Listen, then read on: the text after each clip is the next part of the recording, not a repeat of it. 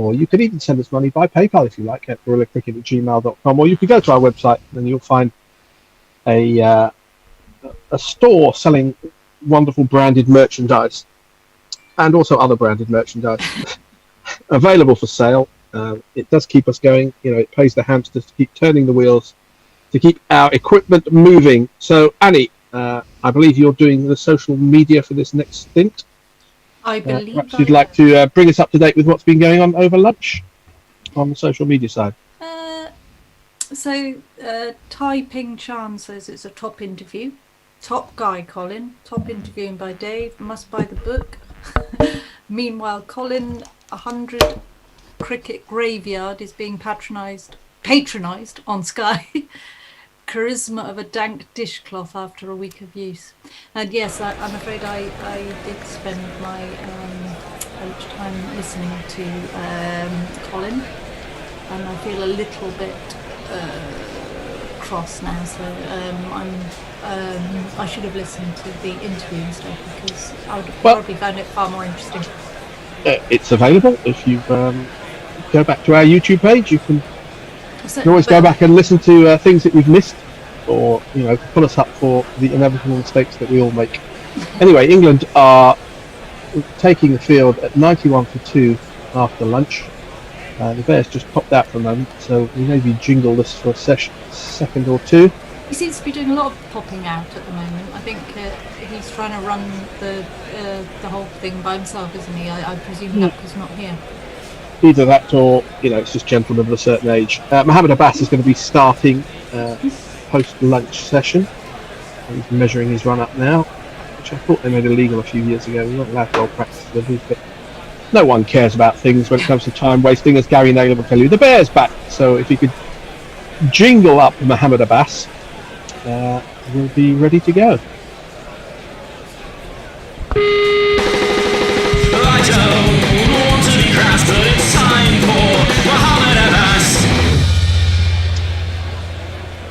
And we will jingle up the batsmen as we go along.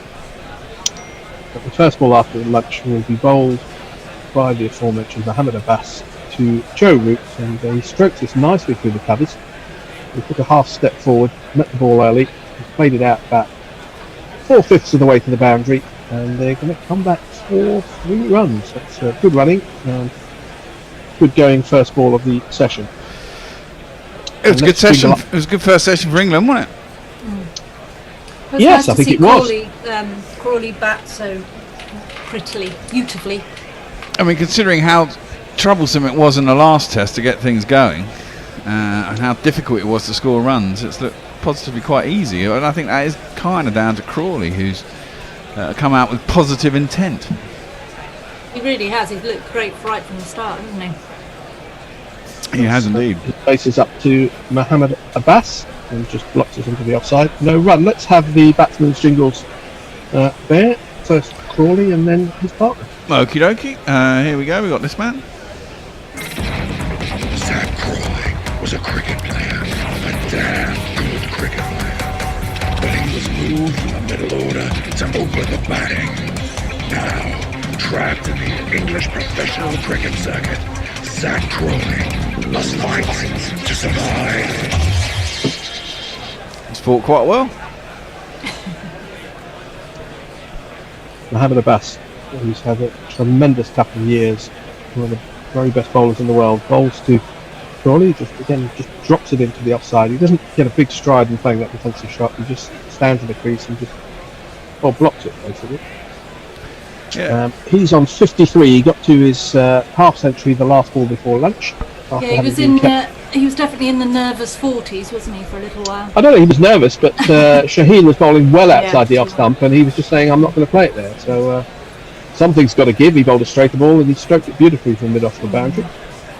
And walked off to have a decent lunch, I would imagine, socially distant lunch, as Abbas in to Crawley outside the off stump, and it dies on the way to Rizwan, who takes it by his ankles.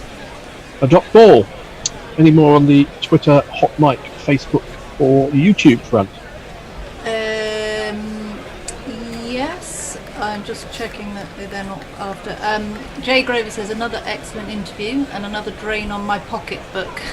Thank you very much. Yes, I keep doing the same. Every time someone says a great book, I think, right, I must get that, and I keep buying cricket books galore at the moment. You're a bit quiet, Annie. Am I a bit quiet? That's Yes. why. Okay. Next ball is outside the off stump and left by Crawley. Rizwan has a shy at the stumps. I don't know whether Crawley was standing outside his crease, but if he was, he made his way back. Am I louder now? Not really. How about now? A fraction. Okay, I must be louder now. Yeah. This is like like an eye test. Yes. Is that better? Which one's better, And A now. or B? I hate eye tests because you kind of guess because they're so close together. You kind of say something and you end up with dodgy glasses. I hate eye tests as well. Mohammed Abbas bowls and forward comes Crawley, and we've just had a look inside on it, and he's batting maybe 2 feet outside his crease, which is why Rizwan had a shy when the ball went through to him. At the end of the first over after lunch, England 94 for 2, Crawley 53, and route 13. Tweets, please. Well, I'll go to hot mic. It's we've got hello everyone from Warren, and we've got I'm just trying to. We've got one. No, we've got 2 tweets. We've got Mog saying, since he's currently being quite successful, should Crawley change his name to Runley? And Ralph the Wonder Llama says, more like an ear test, surely. Yes. Yes, it is more like an ear test, but I know what you mean. It's that. I've not had an ear test. I know an eye test. And go, which one's better, this one or this one? No, they go, and now. Which is clearer, Yes. the red Green. or the green? Yes. Joe Root, man of Sheffield, England captain, faces up to Nassim, who's opening up from the Rob Bransgrove Pavilion end after lunch, and it's played down to point, no run. We will play the bowler's jingle. We're going to play a batsman's jingle. Like a pick, but massive runs he has hit, so there's that. Introduce yourself. Joe Root. Introduce yourself. Joe Root. Introduce yourself. Joe Root, actually. And now the bowler.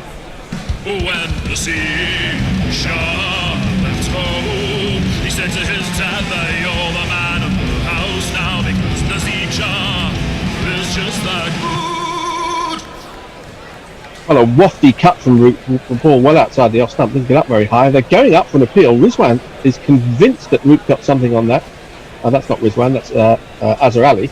Are they going to review it? There's 8 seconds left. Is he going to do a Crawley and wait till the last second to review with a flourish? Doesn't look like he is. And he's run out of time. So if Root did that, he's got away with it. It was a wide ball, and Root just played a sort of flappy cut without moving his feet. Rizwan went up straight away. Didn't look to be that close, but sometimes these things are misleading. It wasn't It's misleading. a It was long way miles away, away from it. Absolutely miles away from it. Good decision not to review, hey? Yeah, well, the bowler heard something. As Nassim is up again, right arm over to Root outside the off stump. This again left, but this time no appeal. Rooty could do with a score, couldn't he? He's only had 2 scores the entire summer. Everyone can do with a score. I mean, there's one thing about batting. You don't say I've got 100, so I don't give a toss about the next one. You just say I want more runs and more runs and more runs. Yeah, that's true, but you know, he's not had a great summer, Rooty. He's got himself out in some stupid ways, played some unwise shots. We're never going to drop him. He's still a class act, but he just needs to fucking pull his head in sometimes. Another one who's taking guard well outside, his back foot is well outside the crease line. As this is nudged down towards third man. Is there a third man? There isn't a third man. It's going to be 4 runs. Marvellous.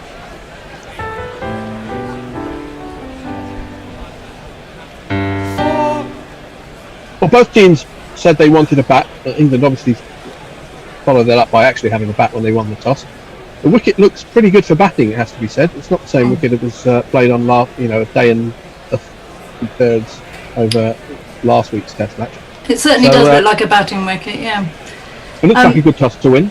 Yeah, I've had people messaging me saying it's a shame to make a pitch like this and you're not going to be testing your spinners. What do you think? Full of ball on off stump and Root defends us up to mid on. Who's spinners?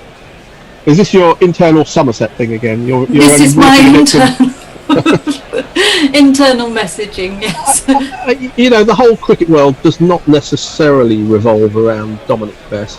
But No.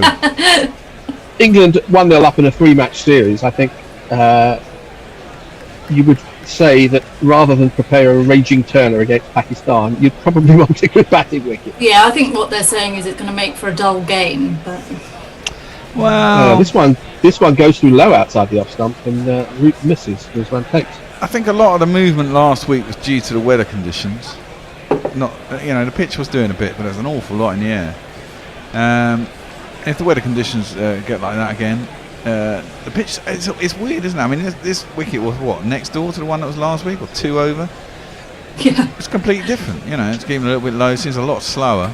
It's amazing how different they can make a pitch in 3 days, It's The weather's better as well. There's been a bit of sun on it this morning, which helps. It is also the ex-Somerset groundsman.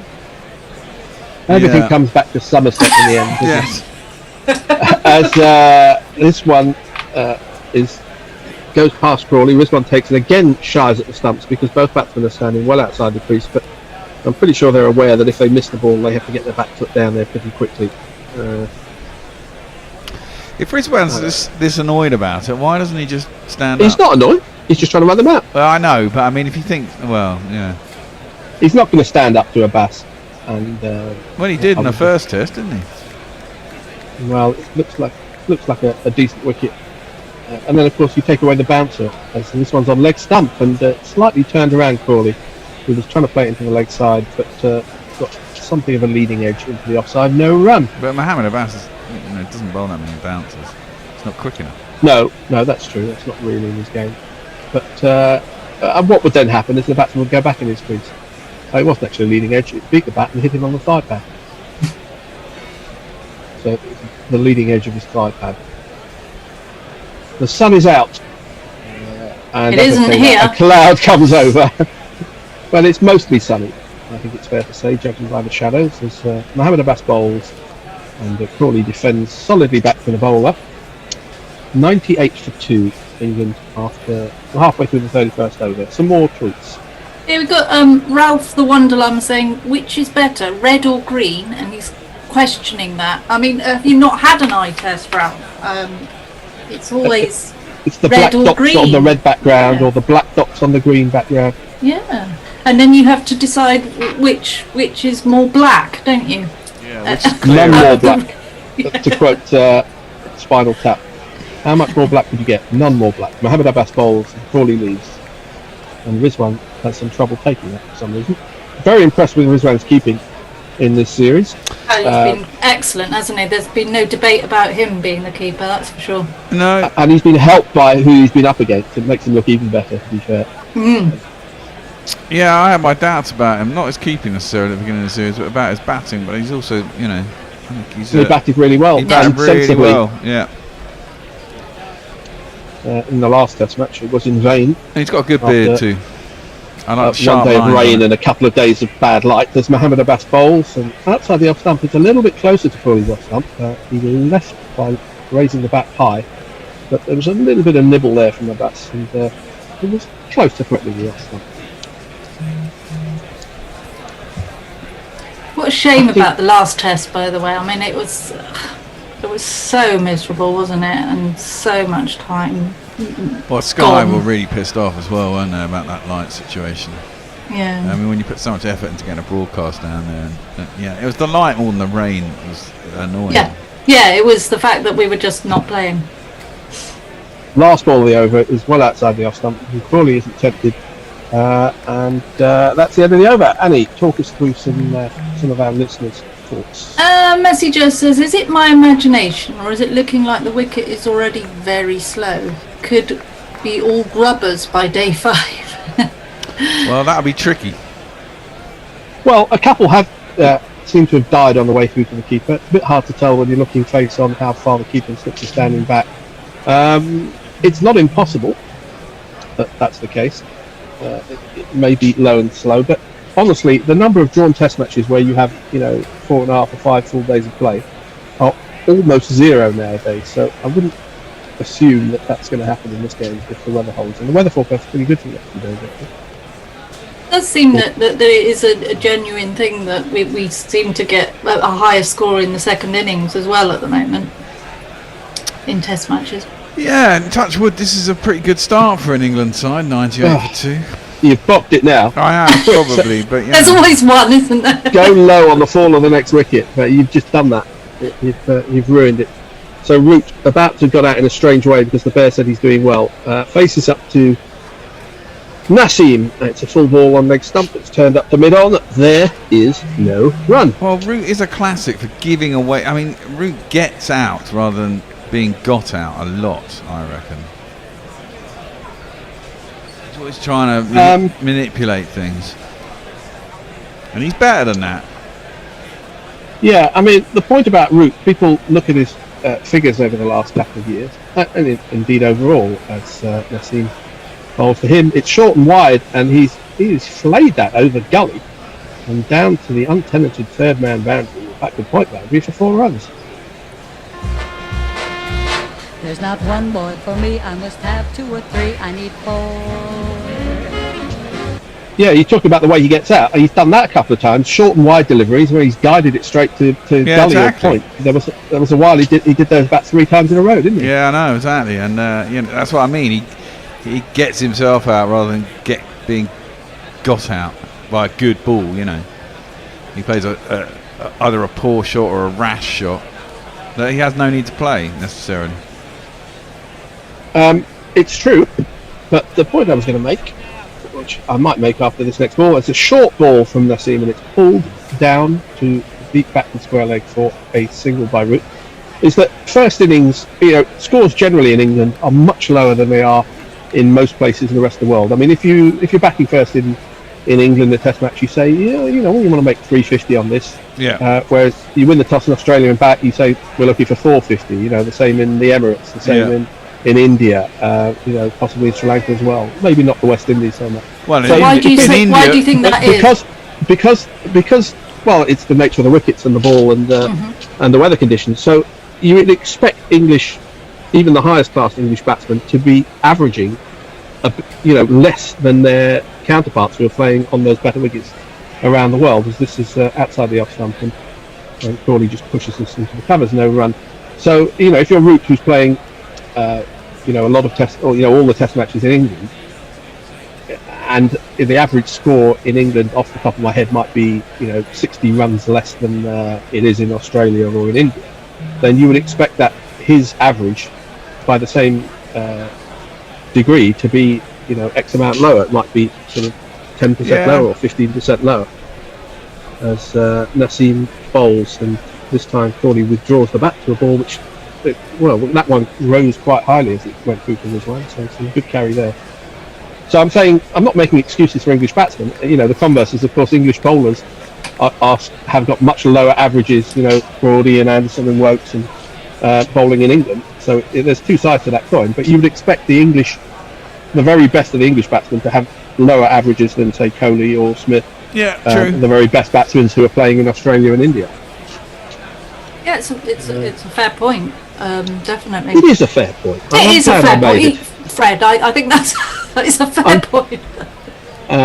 Crawley this time tucks this one into the leg side. It was a shorter ball, and the long leg comes in quickly to field. The end of the over, it's 104 for 2. Crawley has 54. Root 22. What are the Twitter spheres saying?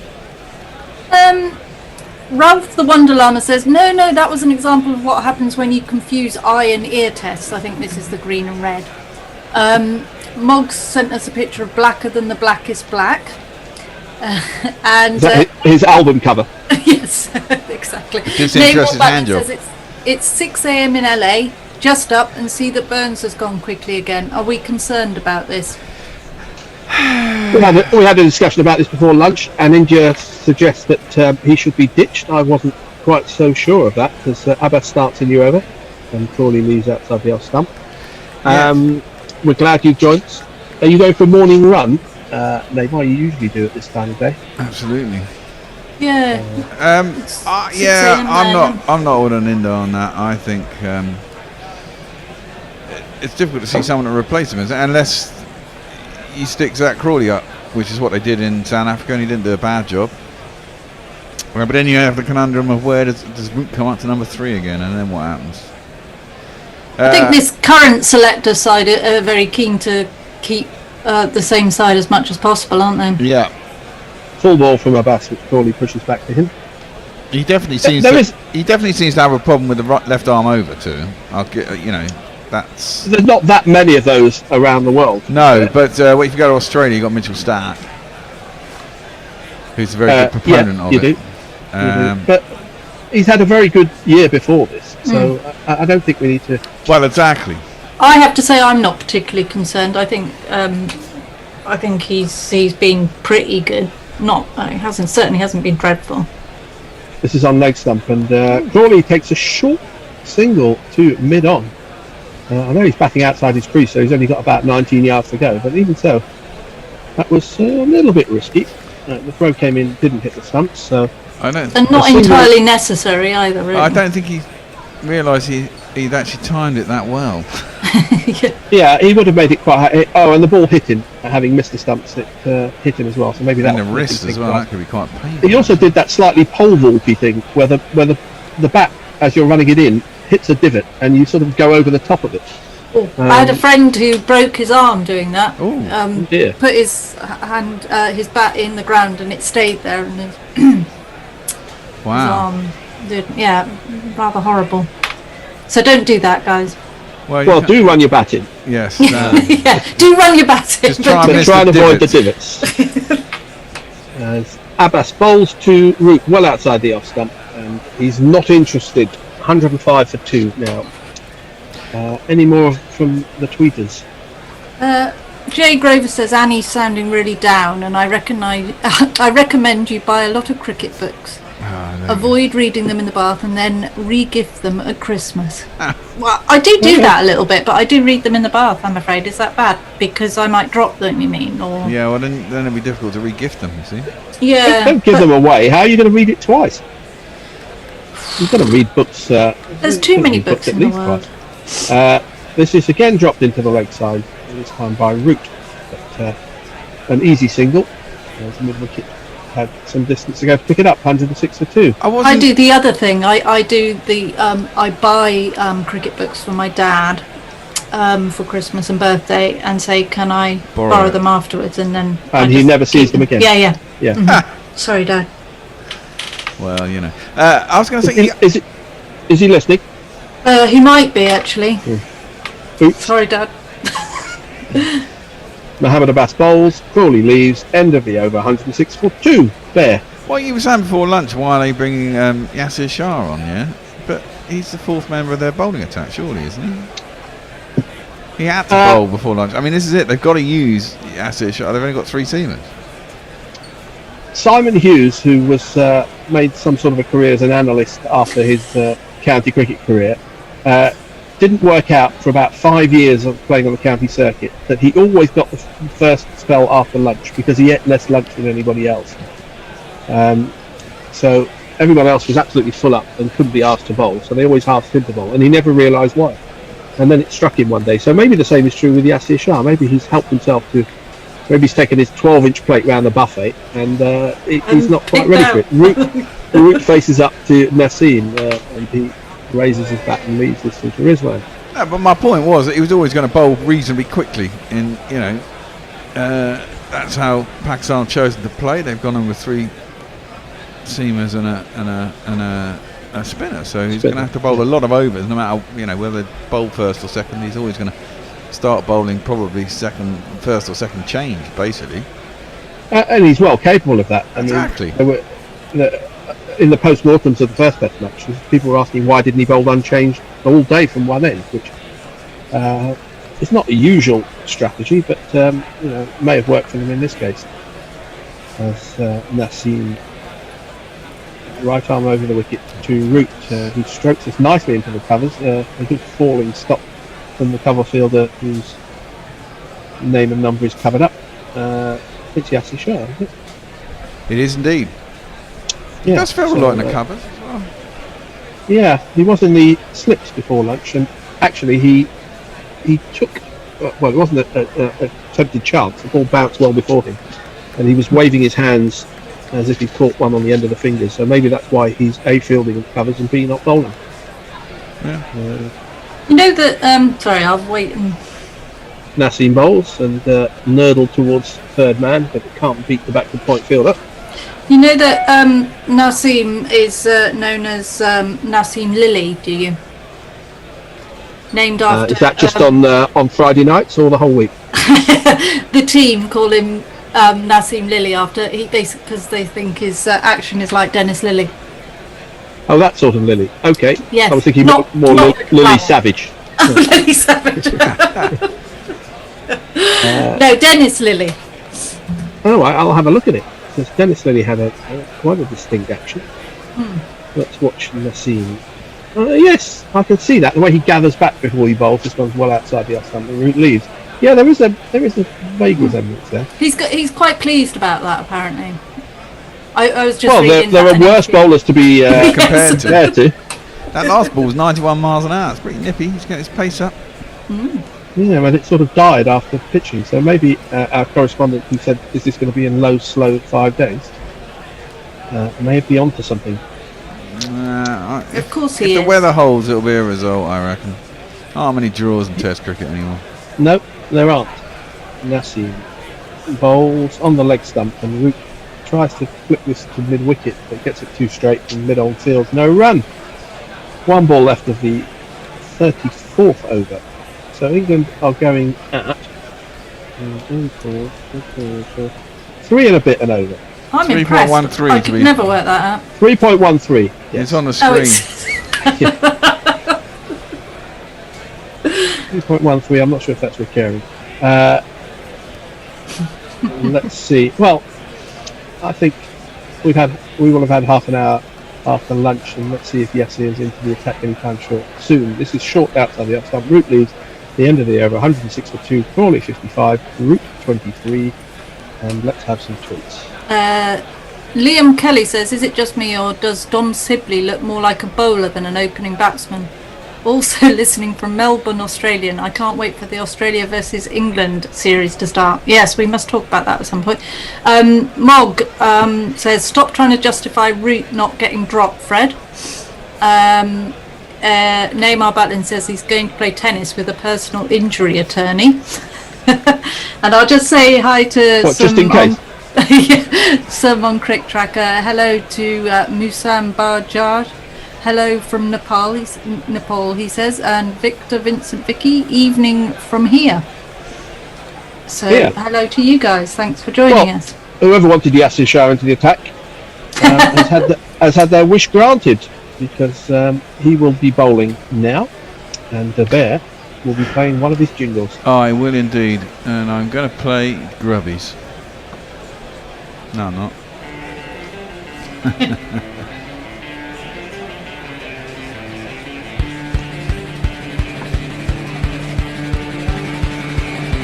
Oh, a pet!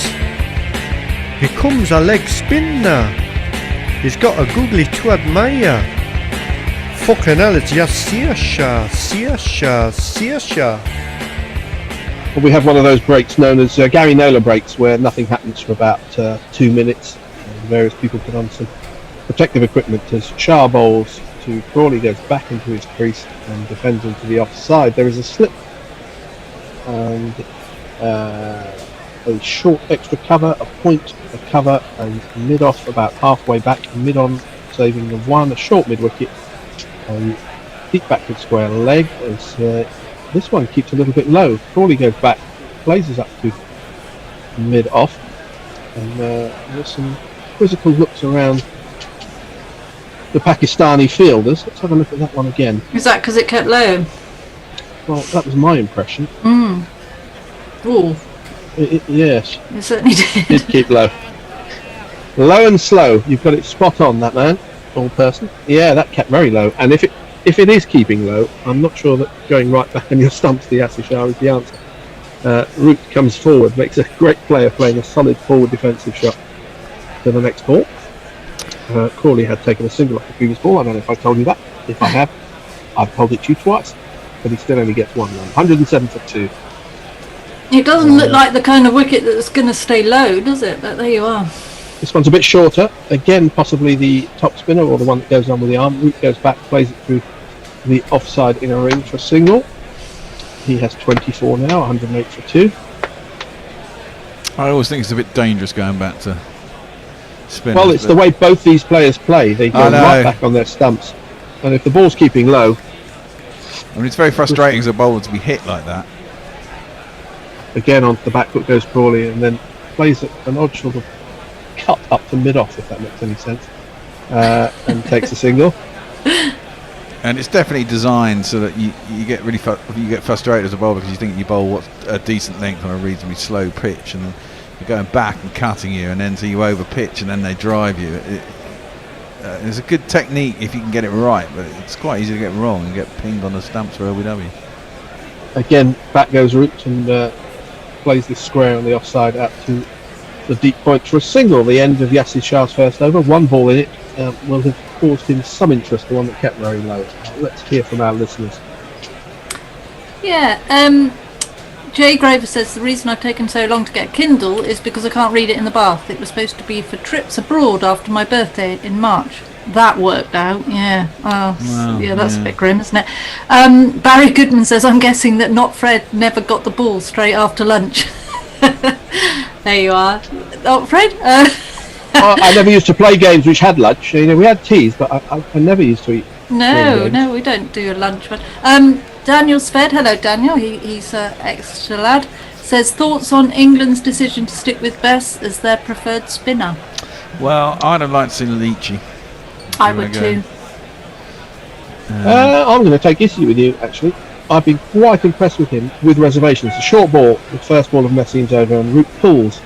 He gets it fine enough. The man at long leg can't come around the field, and that's 4 runs. 1, 2, 3, 4. No, we had this round the last test. I mean, I like him. Yeah, we did. Just rewind everybody to the end of the last test and listen to my opinions. I think he just tries too much. He's trying too hard. Well, mine is more. Leach has been here in this bubble for the whole of the West Indies and Pakistan. I don't know why have him there if you're not gonna. Well, you don't pick people for pity purposes. No, I know, but. Bess hasn't pulled up Bess trees. would trip on the ball that before the test match. He'd have to be picked. The next ball was edged and caught by Rizwan. It was going to first slip, but Rizwan dived across and took it. A wicket has fallen. Root, the England captain, has gone. England are 114 for 3. I won't look back, 'cause by the time that I do. Oh, that's a good ball. Yeah, it just moved away a little bit and looked like it bounced a little bit more than Root was expecting. It took near the shoulder of the bat and was well taken by Rizwan. I think it probably would have got to first slip, but he decided not to see whether the first slip was going to catch it. If you think it's there, you've got to go for it. That's the rule behind the wicket. So the third wicket is down. England 114 for 3. Interesting. Yeah, that was a good ball, didn't it? It just nipped away enough. Played the line, and at that speed, it's very difficult to readjust.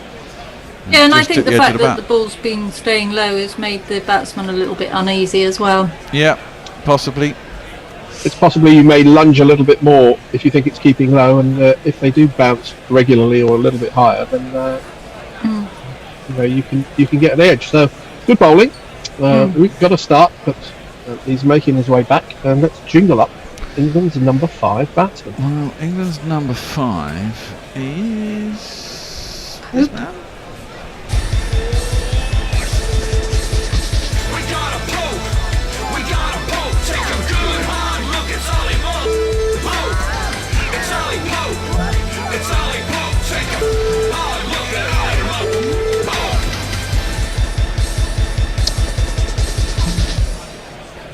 Yeah, England without their regular number 5 batsman of recent vintage, Ben Stokes, who's sitting out these couple of test matches. Nicely, he's been left alone. I haven't heard any sort of rumours from Stokes, which is that's always a good thing. A good thing. Yes. We believe he's in New Zealand, but who knows? What happened to his dad in South Africa? I can't remember. Was it a stroke? I think he had a stroke or something, wasn't it? It was something like that, wasn't it? He had a recurrence of it. Do you think is that the news, or does no one really know? Well, I like the fact that it's not. Yeah, well I mean, known. in some way, I do. Yeah. You say we have to wait for the black armband. That's the first we'll hear of it. Well, it did occur to me today that might be why the black armband. Right. Well, Ollie Pope is in at number 5. England 114-3. And he faces up to his first ball, which is outside the off stump from Nassim, and it's left through to Rizwan.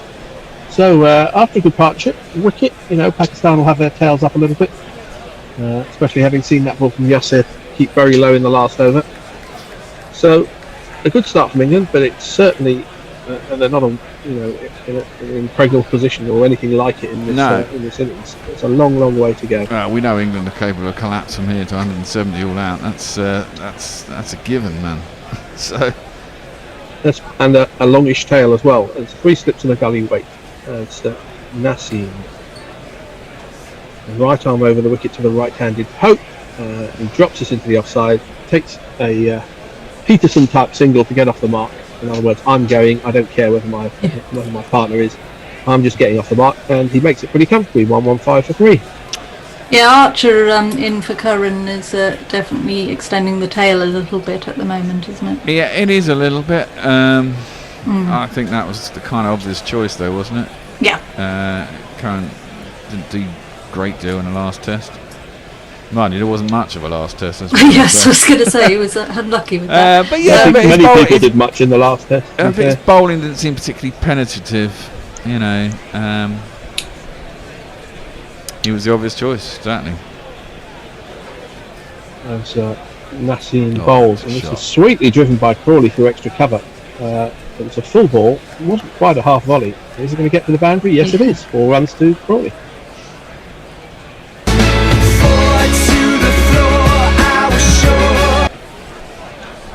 Is he called creepy in the same way as the former England batsman John Crawley was called creepy? I presume so. I don't. Yeah, they're quite unimaginative, the nicknames. This is a subject close to Grubby Paul Howard's heart. He's always coming up with inventive nicknames that nobody else but himself uses. Yeah. Sorry, Grubby, if you're listening. Sorry, Grubby. Yeah. He's still trying to push Brits abroad, but it just won't catch on. No. 61 now for Crawley. Playing very nicely. There's the kiss of death. Nassim up to the wicket and bowls, and it's outside the off stump. Came back slightly, but Crawley leaves the end of the over 119-3. Let's hear all the doomed tweets.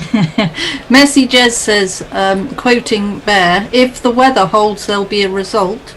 Given this summer so far, that's a fucking enormous if, Bear." Adrian says, Coach Sarge, ECB coach in Bangkok, why is Yasser using saliva on the ball when it is outside the rules? Watch when he licks fingers and transfers the saliva to the ball. Is it tampering or dangerous play? I haven't noticed. I haven't noticed, but if it is and it's noticed by the umpire, we'll get a warning, won't he? And there's allowed 2 warnings or something. I don't know. As to whether, we've pretty much lost a day in a lot of the tests and still have results in 4 days. We've had the result in the West Indies test here. We lost pretty much a day to weather, didn't we? And there was still a result. When it's a low-scoring game, you can lose a lot of time and still have enough time to get a result. As Yasser's going to start a new over with a slip and a shortish gully, or sort of a 4th slip to Pope, who hits the ball to him, and then he goes a bit square of the field. No run. Not quite sure what that position is. It's kind of there for a little sort of flick, isn't he, outside the off-stump, almost like a late cut type shot. It's like a reverse sweep. Yeah, or a reverse sweep, yeah. I'm not sure he's going to do that, but he's like 4th slip, a little bit deeper. Down the wicket comes Pope, and defends once he gets there, and the bowler fields no run. I'm trying to remember Pope's batting against the spinners in this series. Well, in the first test match. Yasser bowls. He goes well back into his crease to defend. We're getting just a hint of turn there from Shah. And Yasser Shah. We've got a couple of shots going, haven't we?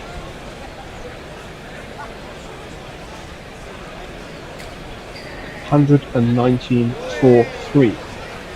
Full ball, and well, he came down to drive and got a thick outside edge on the ground. Is that Shah Massoud there at the I think so. fourth slip slope short gully region? And he fields. He tried to drive it straight, it turned, he got the outside edge, a thick outside edge all along the ground. So It turned quite a lot, didn't it? It did indeed. well, turned enough. As Shah bowls again, and right forward, playing it on the half volley, is Pope back to the bowler. Another dot. Testing time for Pope. But these two, some might say, the long-term future of England's middle order. As full ball again is defended. The end of good over from Yasir Shah. But Maiden 119 for 3, Crawley 61, and Pope just the one. Typing Shan says, quite impressed with reservations. The epitome of damning with faint praise. Well, it was about Best. That was my comment about Best. I don't think he's a well beat or anything like it, but he's shown the ability to beat good batsmen and to get them to edge the ball and to misjudge the ball, which I think he's a big talent. Critical. I do think he's a talent. But he does bowl too many bad balls, which is going to be a problem. Well, which Leach doesn't do. No, that's true. Well, he bowls fewer, yeah. All bowlers bowl bad balls. And Leach has a good record. His numbers are pretty good. Just what I've seen from Best, I think there is something there. I think he's still young. As Nassim bowls a new over to Crawley, who on drives doesn't try and hit it too hard. It's not going to get to the boundary, or is it? No, it's not. So they're probably going to run 3, which is a long way back from mid-on. They do. So 64 to Crawley, 122 for 3. I'm just annoyed because we're not having either of them for the Bob Willis Trophy. So it's at Somerset, which is a little irritating. Well, the way the bubbles work is that you do have to have reserves because somebody can fall ill or of course injure themselves on the morning of a game, and they have to be in that bubble to be able to play. This next ball is oddly played by Pope. He takes one hand off the bat, which is normally a sign of bounce, but I'm not sure that bounced excessively. Either way, it's a dot ball. Let's have a look at that one again. Please, Mr. Director, show it to us. Thank you. Yeah, he sort of got the bat turned in his hand as he played it. He plays with his bat quite far away from his pad sometimes, this Pope. But that's the way he plays. That's always the mantra. Nassim in again. Good ball. Threatening off stump and well defended by Pope to mid-on. No run. Any more from the listeners? Jeff Perkins says, still, route past 20, so did he get his score? Well, yeah, we're supposed to have a change. Sorry, we were supposed to have a change at the end of the last over. Apologies to those who are waiting. It's me doing ball by ball, Dave, and an Indo. So this is mistily flicked towards the point region by Pope, but it's fielded, no run. Apologies for that. Just apologising all the time. That's me, I'm just worried about everyone else's feelings. 122 for 3. Go on, you next session, take an extra over. Take it out of the last people. So. Yeah, this is one of those rare. Throw everything now. Well, it's one of these rare sessions where we're not actually making up time and we're having an extended session. We seem to have been doing it for most of the last 2 test matches. Yeah, I think we have practically every time. Nassim bowls, and Pope defends. So just run that through that again. You're taking ball by ball, Bear, is it? Yep, and I'm being joined by David and an Indo. Ninja.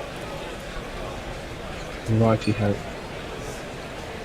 So they will be coming at you, so to speak, in a ball's time. And that ball will be bowled by Nassim Shah to Ollie Pope.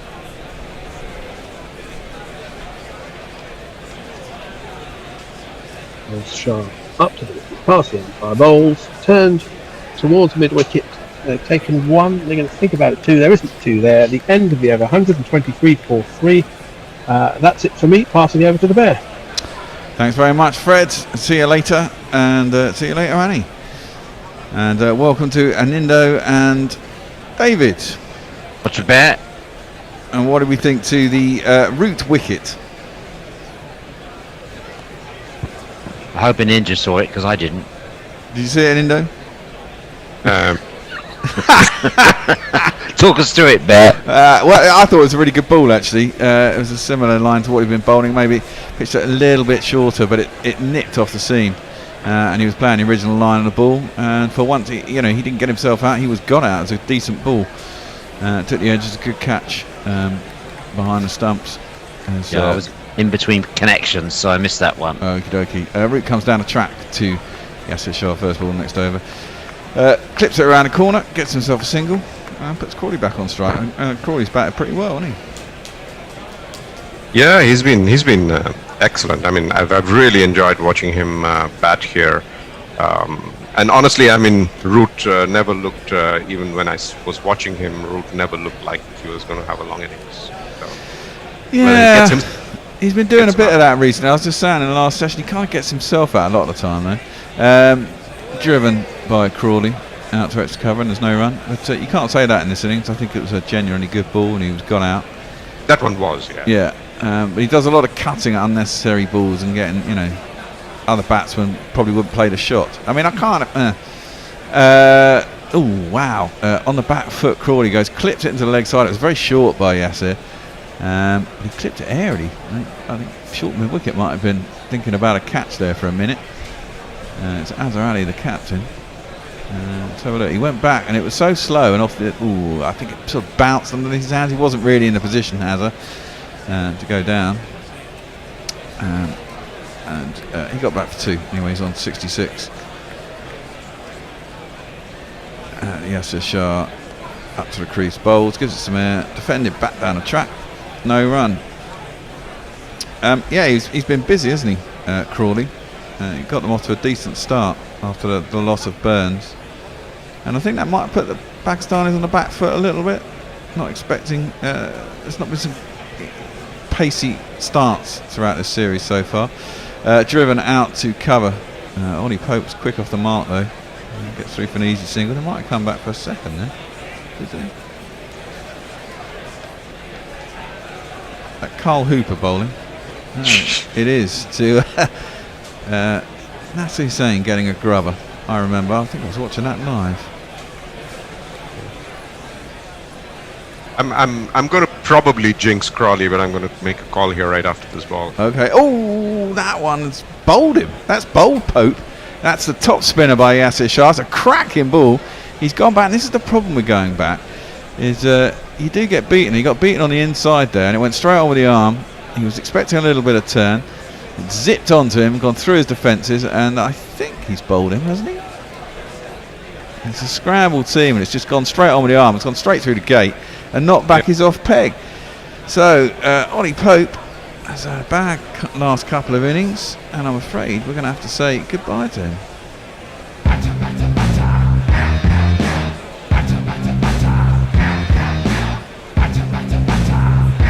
The problem with that one was that unlike the other English batsmen who have been going back all day to Yasser Shah and managing to keep the ball off their stumps, Ollie Pope sort of played half cock, and he wasn't fully back, and the ball came way faster than he brought his bat down. Well, yeah, but I guess this is what I'm having. I mean, I think if you play that way, and it seems to be the modern vogue that people like to get deep in the crease against the leg spinners, because it allows you to make them bowl a little bit fuller, which then gives you the option to drive again, rather than just propping forward, and then you get let the bowler get into your head. But it necessarily opens you up to getting yourself out in a rather stupid way, by being beaten by that one that comes back in or slides straight on. Absolutely, and it comes from the fact that how people don't read bowlers from their hand anymore. Yes, I mean That's where it comes from. Well, yeah, exactly. It comes from I'm going to read this off the pitch and I'm going to play it on its merits, and it does allow you to score quicker, I think. But you know, the downside is you can get out just as quick. Next batsman in will be the hero of the first test, after he was much maligned for much of the summer. It'll be this man. Pryor ain't no loss, 'cause we found someone subtler. Okay, he can't spell Joss, but he also can't spell Butler. Joss Butler. Just because he is Joss Butler. One S and two T's, Joss Butler. And there's a change of bowling at the other end as well. Back into the attack it comes. I don't want to be crass, but it's time for Mohammed Abbas. Dave, I shall let you get some tweets in shortly. Mohammed Abbas is in and it's left alone outside Crawley's off stump. Do we have any tweets, Dave? We do. Bring them in.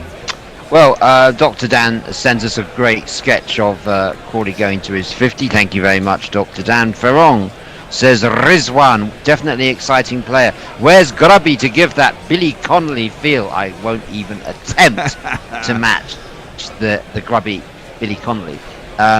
Neil says, I love that a small portion of Test Match Sofa Guerrilla Cricket now does Test Match Special. Well, yeah, that's life. Well, it says that we do something right, doesn't it? Left alone outside the off stump as Bass is bowling at 77 miles an hour and Crawley just watches it wide of his the nursery slope. Well, indeed. I just wish we got paid to be the nursery slope. You know, a little bit of feeder funds would be quite nice, Dave.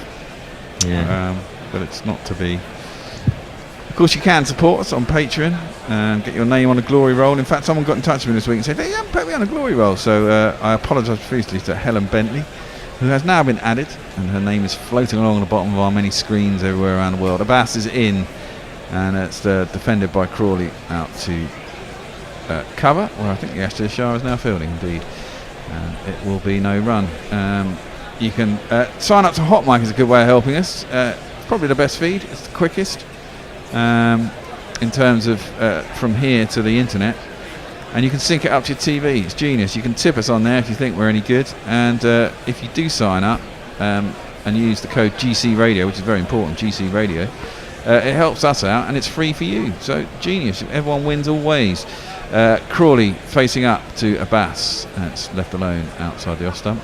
And there is no run. So we're going to Crawley's century before the end of the day. Well, I was wondering, I can't remember what his high score he got in the 80s, didn't he? He didn't get a ton. He got in the 80s. Was that against South Africa over the winter? Because he got increasingly big scores against the Saffers, didn't he? I can't remember if it was he got his 80 there, or was it in the first test against the West Indies? I can't remember. Someone will remind me on Twitter. We'll have a look.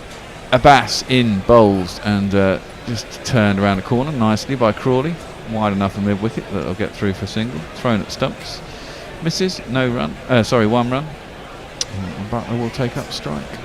Zach Crawley's highest test score is 76. Oh, 76. Averaging 28.5 before this innings. So, and who was that close, against? Isn't he, on 68 that was against South Africa, wasn't it? And he scored 3 50s. Yeah, exactly. It's pretty consistent.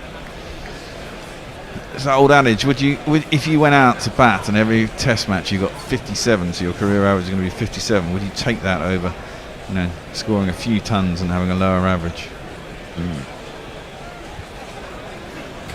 Daniel Sved asks the question on Twitter, talking Crawley, is there much history of batsmen with a fairly low first-class average shining at test level? Well, I can think of, in recent years, Trescothick and Vaughan being two examples. Well, I was going to say Michael Vaughan didn't have a great first-class average. It was in mid-30s, wasn't it? Left alone, through to the keeper, and there's no run when he got picked to play for England. I think in an earlier era with the ball, John Snow, much better bowler for England than he ever was for Sussex. Always used to raise his game another notch. Jake Grover says, I wish I could see Annie's synapsis. I think that's the nerve centre, isn't it? When a Leach versus Bess, who lives question is raised. surely Jack Leach. Grant Holton says, thanks for entertaining us in the car waiting to enter the Gothard Tunnel, driving as slow as the game. John Thompson says, may as well say doomed. Now, given Butler will do F all as usual. And Fuku Live says, after being so reliable, Bear, Hot Mic is not working so well today. Have we found that? Well, I don't know. No, I found it pretty reliable today. Sorry to hear you're having problems there, Fuku Life. Maybe turn it off and turn it on again. Absolutely, something like that. Could be network problems. That's the problem with the internet, isn't it? Could be. I recently had to spend a night in hospital, and as the show comes up to bowl, back cut by Crawley, but 2 point, and there's no run. And the hospital had an internet service, but of course it didn't work, and I was bored absolutely out of my mind sitting there. And so I tethered my phone up to my iPad so I could watch Netflix. And I went through my entire month's data in about 8 hours. Defended back up the track by Crawley off Yasir Shah, and there's no run. Nothing serious, I hope. No, it wasn't. Hopefully, anyway. More checks have been done, but I seem to be okay. So all is good. Driven by Crawley nicely up to a deep set mid off. He's not all the way back, but it allows the easy single. How's your sense of taste and smell? That's fine. It wasn't for that. No. I'll tell you off air, Dave. We don't want to scare the listeners. Well, you mentioned it, Bear. No, I know I did. I'm not going to go into the full details. Well, I'm sure our listeners will want to know. Oh, actually, I think I said we can just tell our listeners that I thought I had a stroke. Reassuring. I thought I was having a stroke, but it turns out it was a migraine, or probably a migraine. 99% certain it was a migraine. But it meant spending about 36 hours in the hospital. But I explained all this in the last test, so I'm not going to do it again. Butler is facing up for his second ball. It's short, and he can't bowl there for Butler. He crashes it through the leg side. There is no one out there. And he's going to get himself off the mark with a boundary.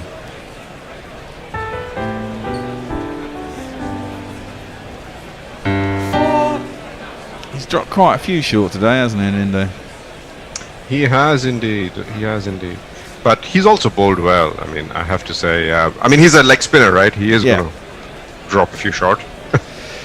He is, and the batsmen are right to take full toll of it. Yeah.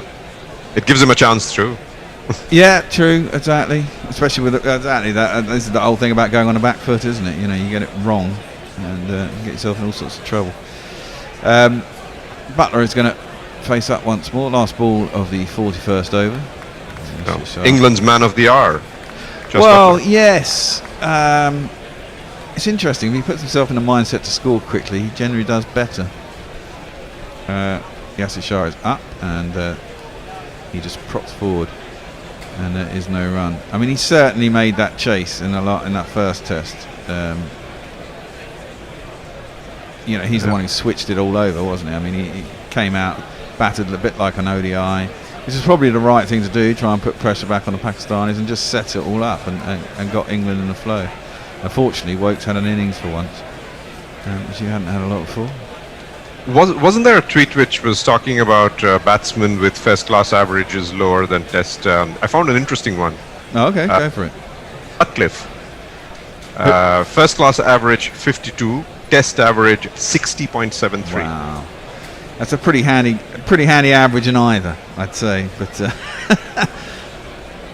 and how many games? I imagine he played shed loads of games as well, doesn't he, back in those days? Well, certainly first class cricket. Defended up to mid-off by Crawley as Mohammed Abbas starts another over, and there's no run. 754 matches. Wow. First class. For an average of 52, that's pretty good going. That's just unbelievable. That's phenomenal. 151 centuries. Wow. That's most modern batsmen have played first class games. Yeah.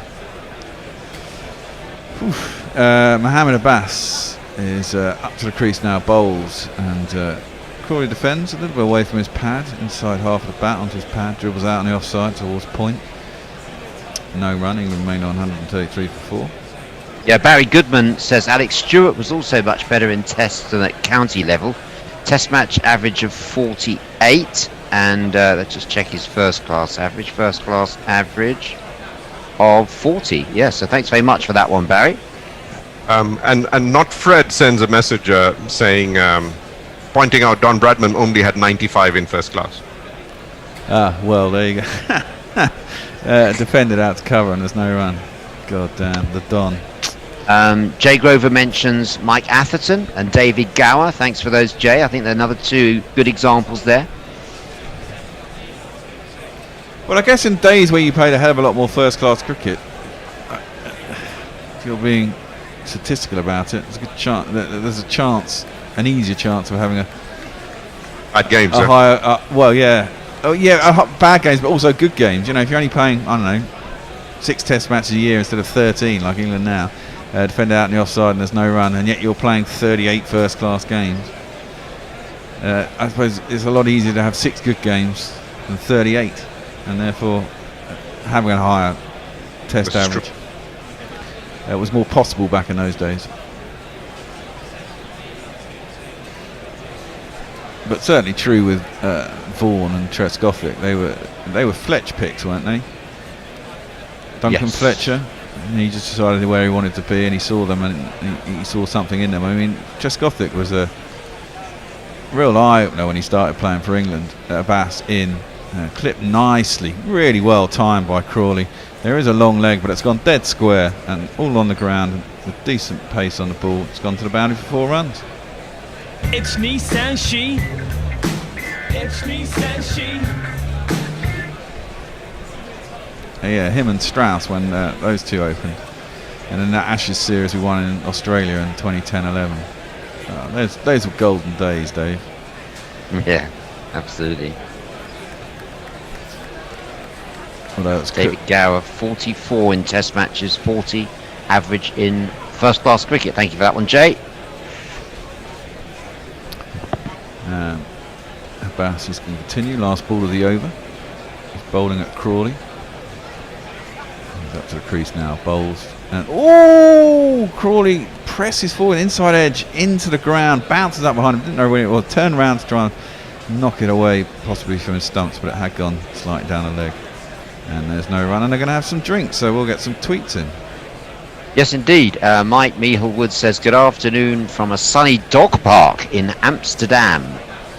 That's dog park, not dogging park, where my faithful hound has decided to lie in the sun rather than chase a ball, leaving me sat doing nothing but listening to you lot. Well, you don't want to multitask too much when listening to Gorilla.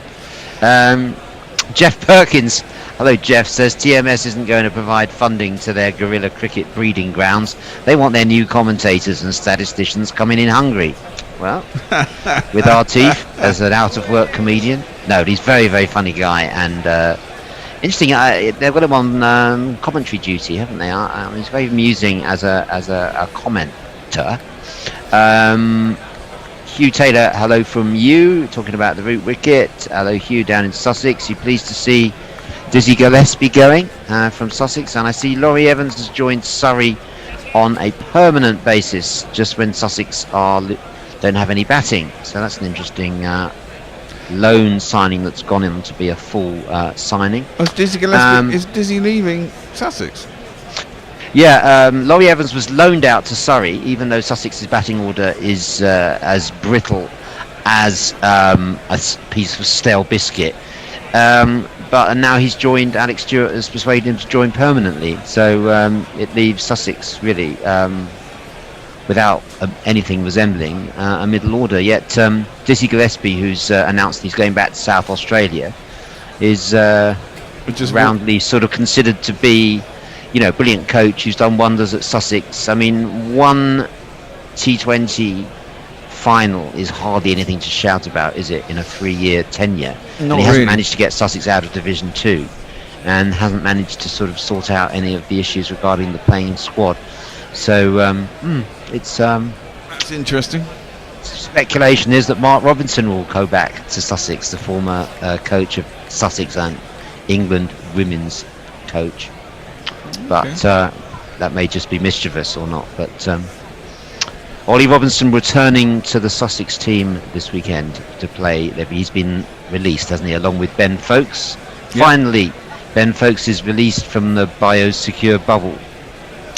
Yeah, that must have been very frustrating. I mean, which replay. You spent your entire summer essentially in a sort of prison type environment where you can't leave and you don't actually get to do anything constructive. Meanwhile, the chance of you playing over there is gone because you have to remain in that bubble. It's a tough environment, right? Yeah. Tough decisions as well. Who do you keep? Who do you take out? Well, exactly. And it's interesting that they can draw people in very quickly, but getting out is very hard. Yeah. You know, it's that's very much like prison. It's like in someone, and it's just going to take too much time to get someone else back in, right? Yeah. Well, yeah, but that's the thing. I mean, I don't understand why it should be easier to get someone in than getting them out. If they're in the bubble, getting them out should be much easier. They're getting tested more often.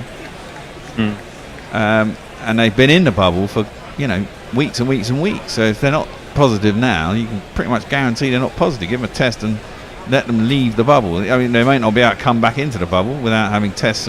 But I mean, Archer only had to quarantine for 5 days to get back into the bubble. Yeah. After this Yassi shot over, you were discussing Keith Fletcher, bringing the batsman forward. Duncan Fletcher. I have a Keith Fletcher and a leg spinner story, which I'll tell you after this one. Oh, okay. Yasir Shah is coming in now after the drinks break to bowl to Joss Butler, who goes on the back foot, pushes it out to cover, and there's no run.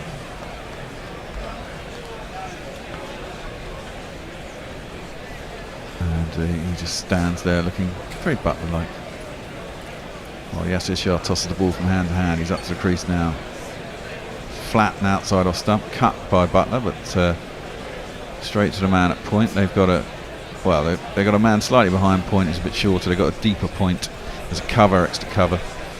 They've got the offside covered. They've got a short leg. I think there's a slip in and a mid wicket and a mid on. As Yasir Shah is in, and Joss Butler leans right forward and just scoops that round the corner. Not scoops, sweeps, but it prods the bat at it and it runs off the face pretty fine. It doesn't go down to the boundary, but it'll come back for 2. And Yasir Shah smiles. Nice little shot, not trying to hit it too hard.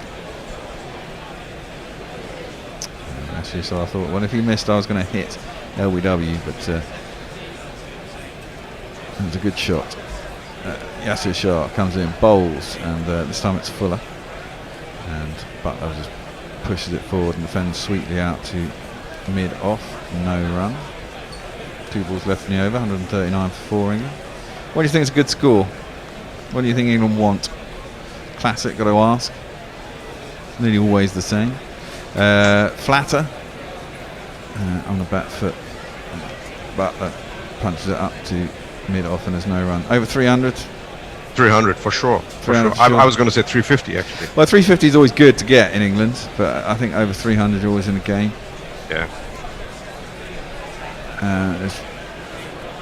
Yasir Shah, last ball of the over, in, and Butler goes deep in his crease and just guides it down to backward point, and there's no run. Keith Fletcher. Yeah, I was going to tell you about Keith Fletcher. So here's a great story about Keith Fletcher. I mean, extraordinary judge of players and picking a great record in picking players. So for that reason, very early in Anil Kumble's career, and I tell the story in Wizards, my book on the history of Indian spin bowling. So Keith Fletcher is sent to Johannesburg by England to watch this young Anil Kumble bowl because England are going to tour India right after. And this is a very clandestine mission, right? Nobody knows why he's there. So he reports back to his bosses, and his report reads, I didn't see him turn a single ball from leg to off. I don't believe we'll have much problem with him. Oh dear. Mohammed Abbas is in and defended into the crease, and there's no. It is true that he wasn't a huge turner of the ball, was he, Anil Kumble? It was a lot of toppers, a lot of top spin. So you can't really blame Fletcher, but then England goes to India, first Test match in Calcutta. Kumble takes 6 wickets, In Madras, he takes 8. He takes 7 in Bombay. 21 victims at 19.8. Oh. 3-0 India. That's what happens when you send a gnome on a spying mission. Well, exactly. There you go. Mohammed Abbas is in, and that does catch the edge, and it bounces just before the slip, and there is no run. Sorry, there is one run as it bursts through. And Rizwan has come up to the stumps, which we've talked about before. Maybe it's because the ball's a little bit older, and Mohammed Abbas is in his 3rd spell now. He feels it's safer to come up to the stumps. He's only ever going to bowl in that channel outside the off stump. He's never really going to bowl that much short, and it stops Crawley from being what he was. It's quite a way outside his crease. He's on 74 anyway. Butler's on 6. And Mohammed Abbas is up to the crease now. Bowls full, and that's beautifully driven. It's 2 full by Mohammed Abbas. Met with a full face of the bat. Beautiful off drive, straight past the bowler, back down the ground, all the way to the fence, and it's 4 runs. 1, 2, 3,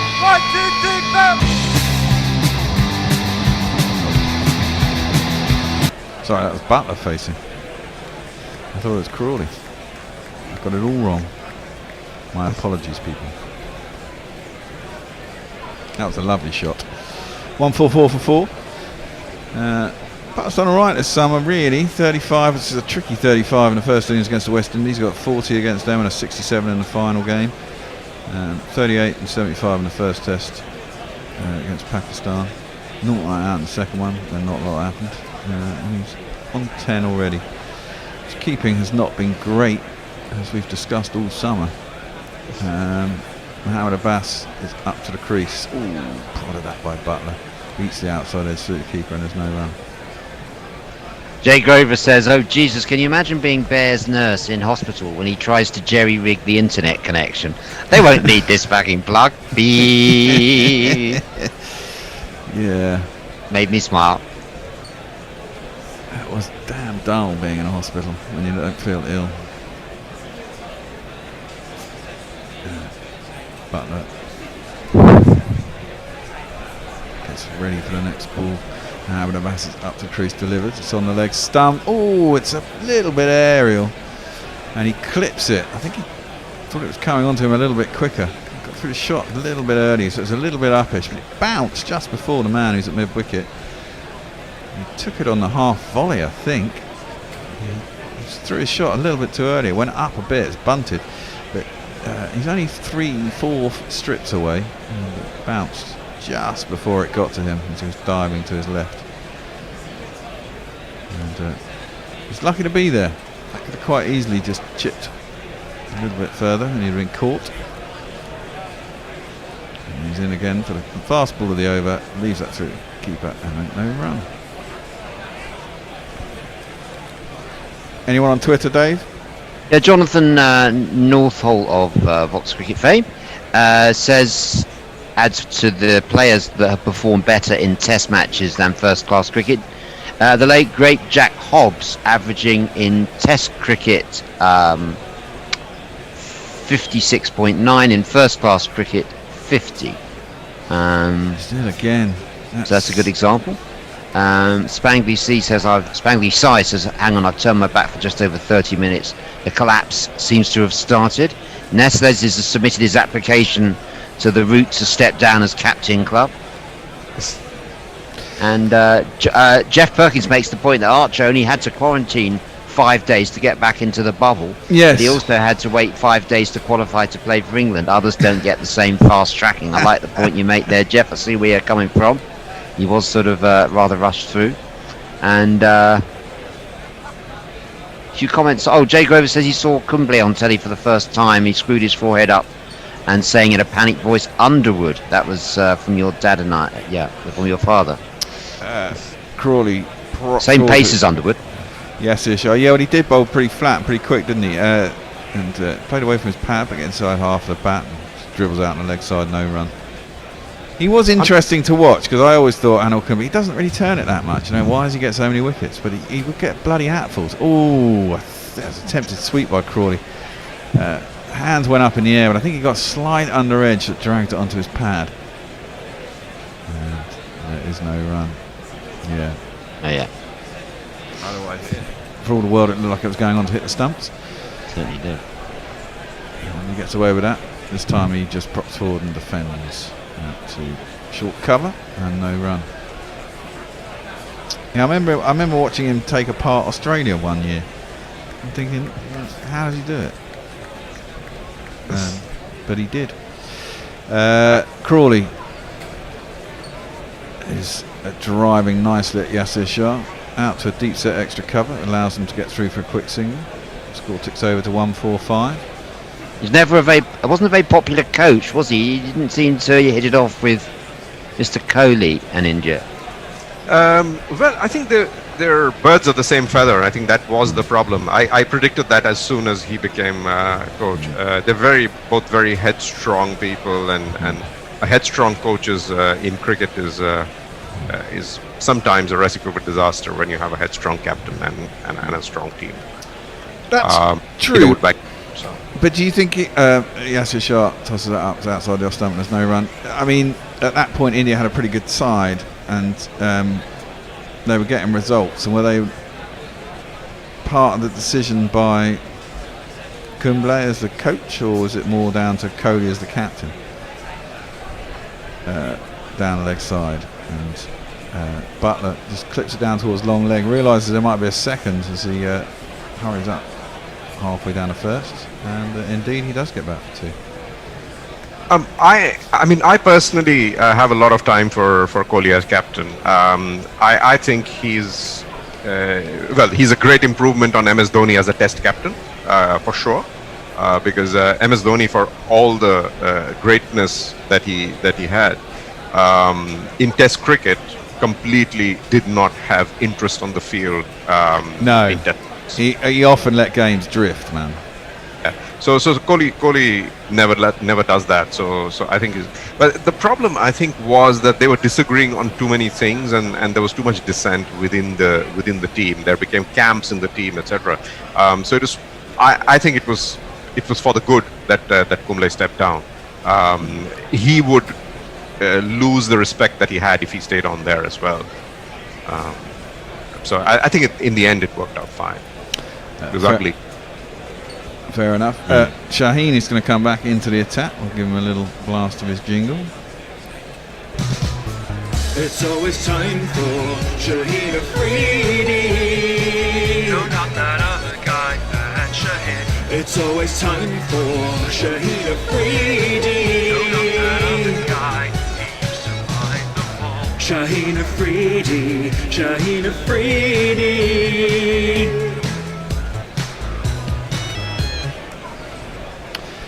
He's up to the crease now, bowls, and Crawley makes like it jumped on a little bit.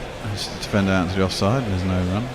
I may have butchered that tweet according to Jay that I read out. He said, I learnt most of my cricket from my dad and I think that's what it says. And I remember seeing Kumble on telly for the first time. He screwed up his forehead and said in a panicked voice, Underwood. Right, I've got it now. Apologies for that. Your father. Yeah.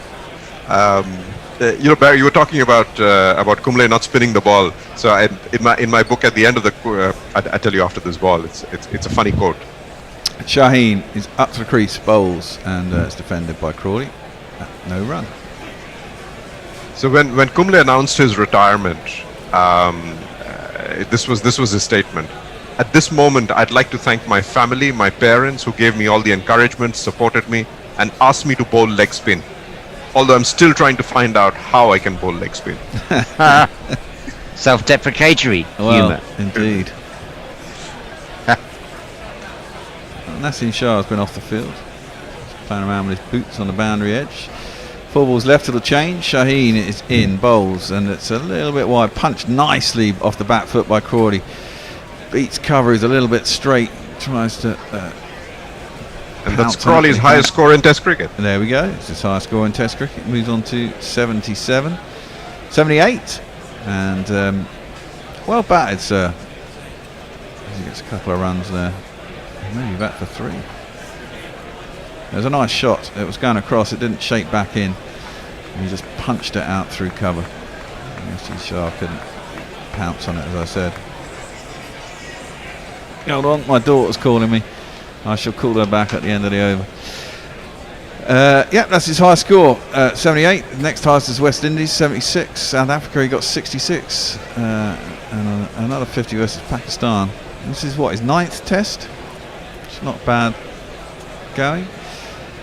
Shaheen Afridi's up.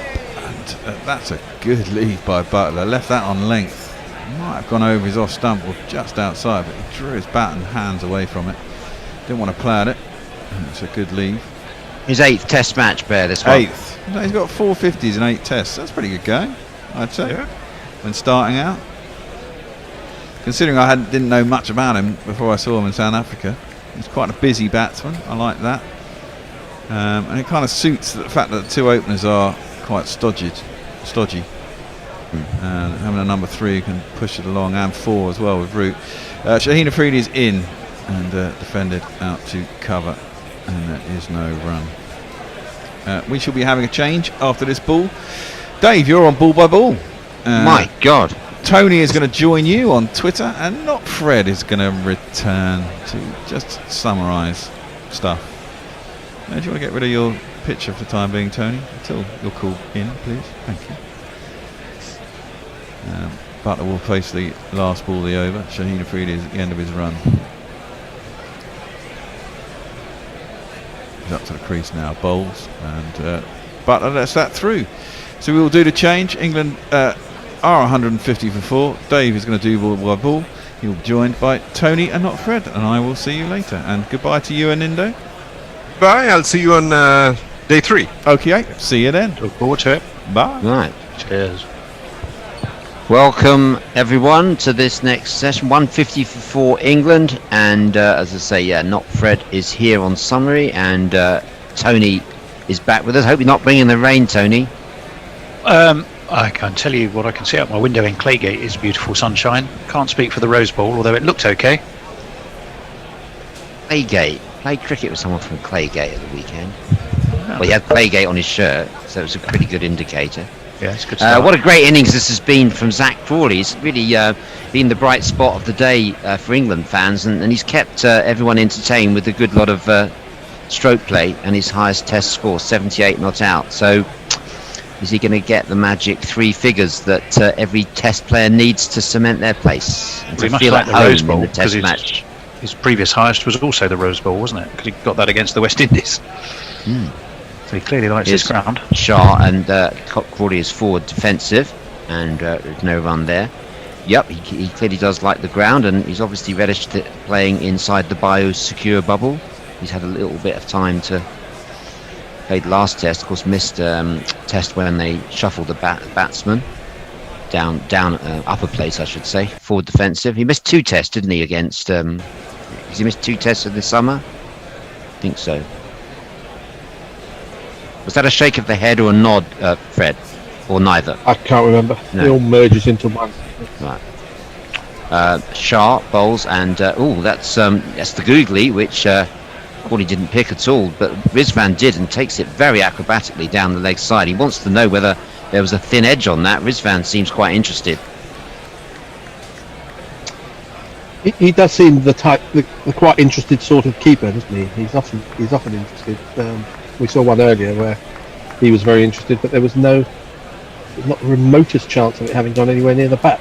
What are they talking about? The umpires have assembled. It's a bit hard to know what's going on. The umpires have sent it upstairs, and he signalled. The soft signal is not out, but I think the Pakistan have been quite clever there. I think I'm not sure if they've used a review or they've got the umpire to call for a review. But he's inside edged it onto the ground, onto his back leg, and then into Rizwan's gloves. So all the fuss about nothing. Has Dave gone? Curious review, wasn't it? Well, I don't think it was a team review. I think they sort of strong-armed the umpires into calling for their own review. So I think Dave has gone. Has he left us, Fred? Oh, we'll cope.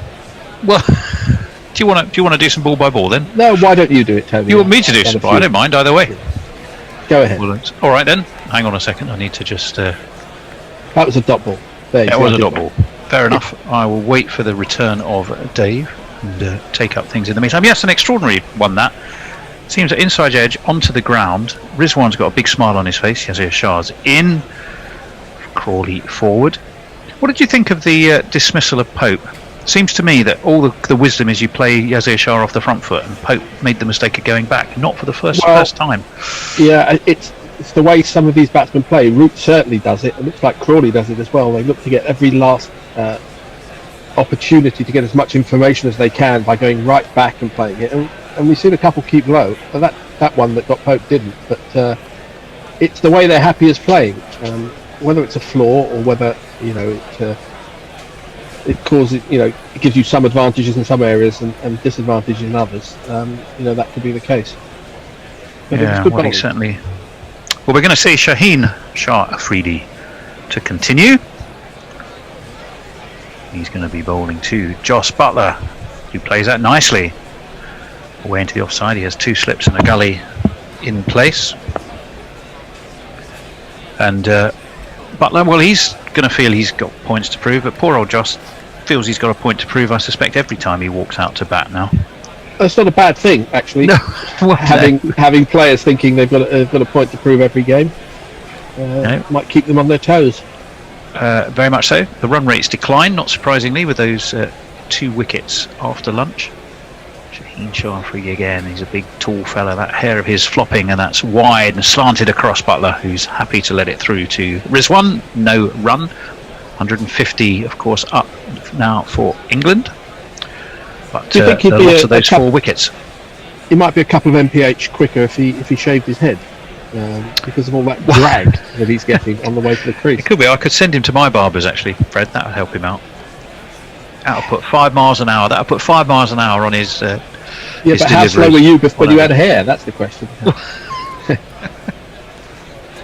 Anyway, he's going to be in again. His left arm over, and that's again slanted across the right-handed Buttler and through once more to the bouncy Rizwan. Yes, I used to say that swimmers shaved all their hair and all their body hair to get those it's all extra about millimeters. Yeah, fine margins. It's that extra fraction of a percent makes a difference at the highest level of sport, as I never found out. But it allegedly does. That's not why I shaved my hair. I shaved my hair because there's bugger all left, basically. Shaheen Shah Afridi is going to be in again. Not hair loss, not a problem for him. He won't be at the Warren Clinic just yet.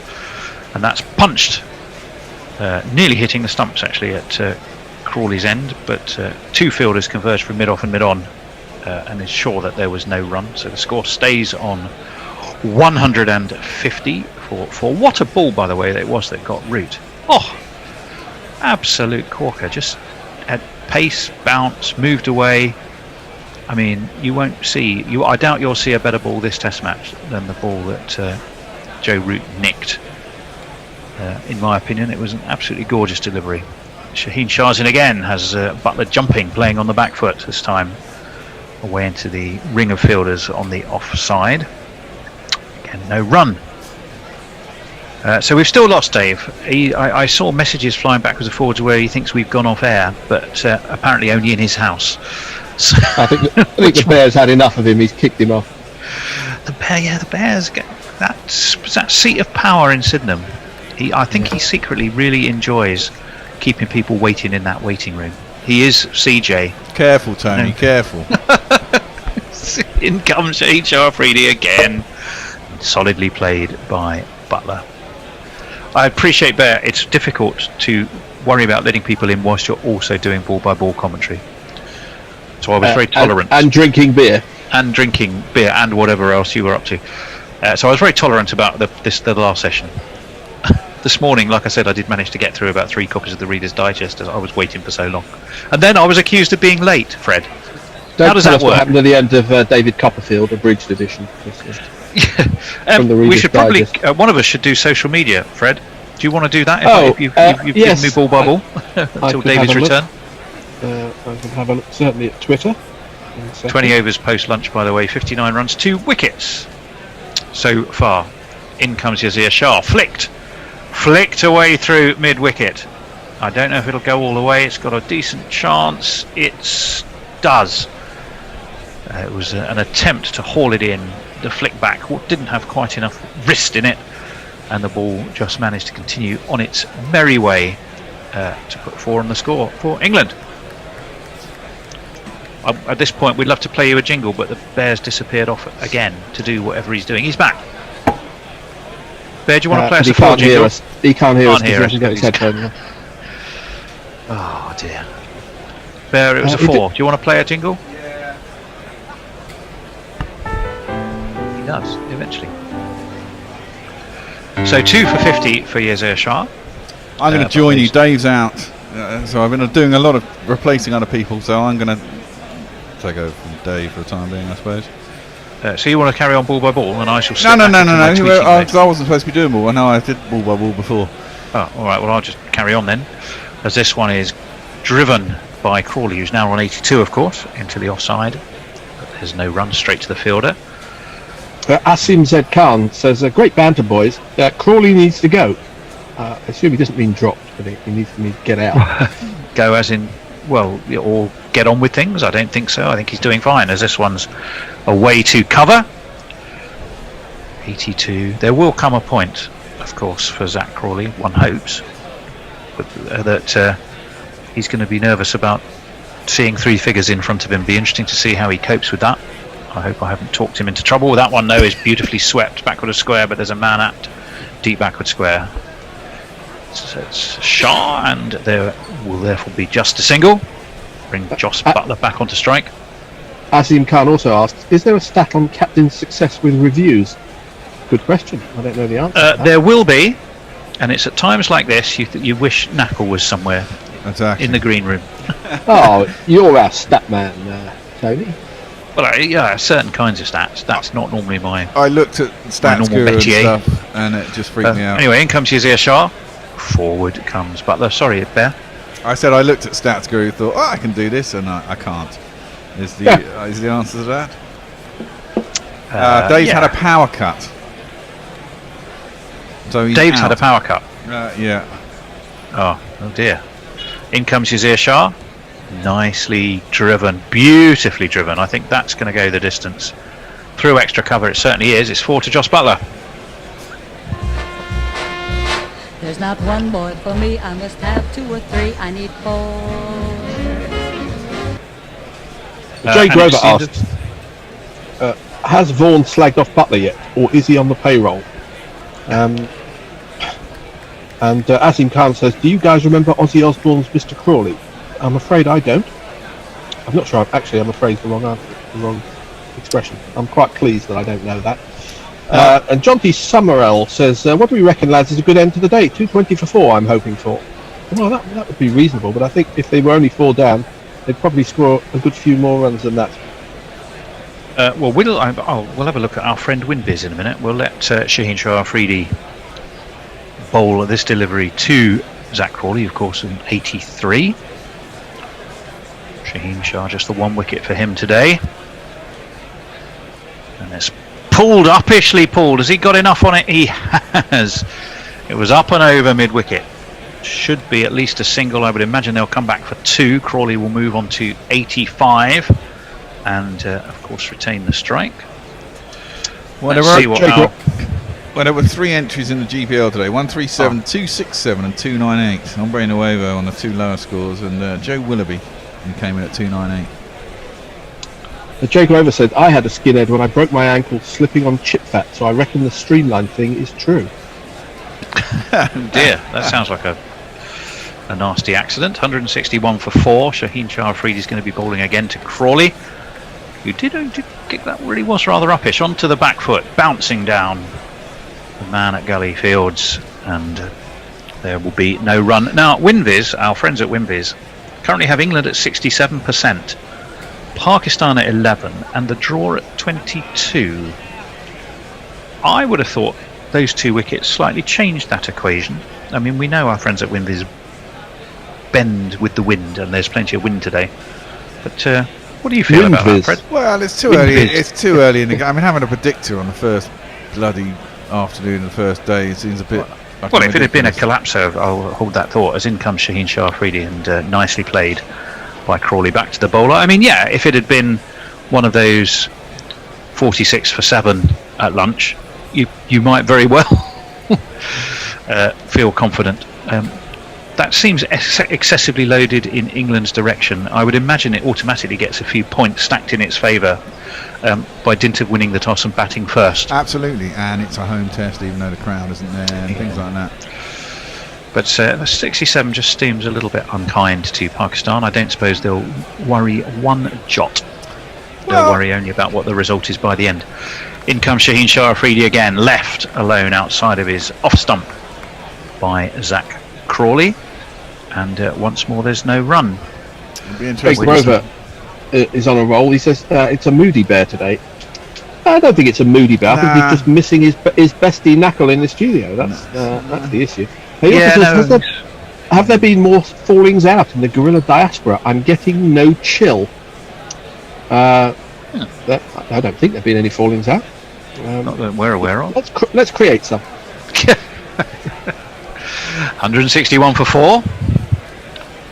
Crawley on 85. He's going to face Shaheen Shah Afridi, who has 2 slips there. Oh, short! And Crawley leans back to let the ball through to Rizwan, who takes it shoulder height. Gloves beautifully held upwards in the true style of JT Murray, Fred, I think. I'm going to make a prediction. Go on then. When Shaheen is 75, that every hair on his head is still going to be completely dark and coiffured. I think so. Yes. I don't think he's ever going to go grey. The only sad thing, Fred, is I'm not sure you'll still be around, or I will, to be able to cash in that bet. You never know. Forward comes Crawley away into the offside. No run. 161 for 4. Spit the Dog gets in touch. Says, good morning from a smoke-filled Northern California, Wildfire Central. I hope you're keeping safe, and we are up to date with tweets.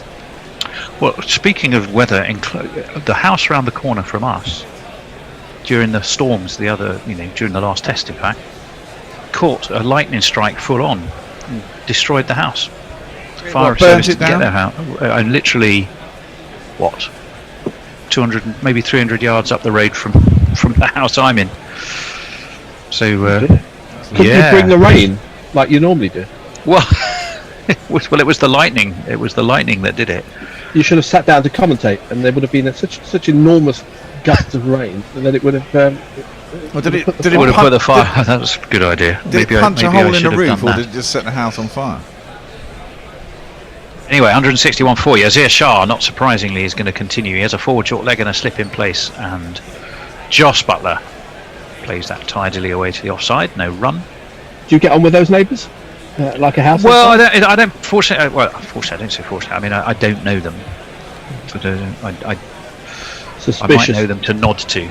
No. It was. You see a Shah onto the back foot, beautifully played by Butler, but straight to cover. There's a patrol of 4 cover fielders or fielders there in the offside. No, I don't know them, but I'm not surprised, because a huge amount of lightning and the gap of literally no seconds before the thunder, almost simultaneous, meant we knew it was right above our heads. And this one is cut gorgeously away by Butler. That's through cover, and that's 4 more. And if you kids can't listen, then you bound to see the way you get shot for crossing a boundary, Gave him time, didn't he, there, Fred, just to lean back, angle the bat, steer it away through cover.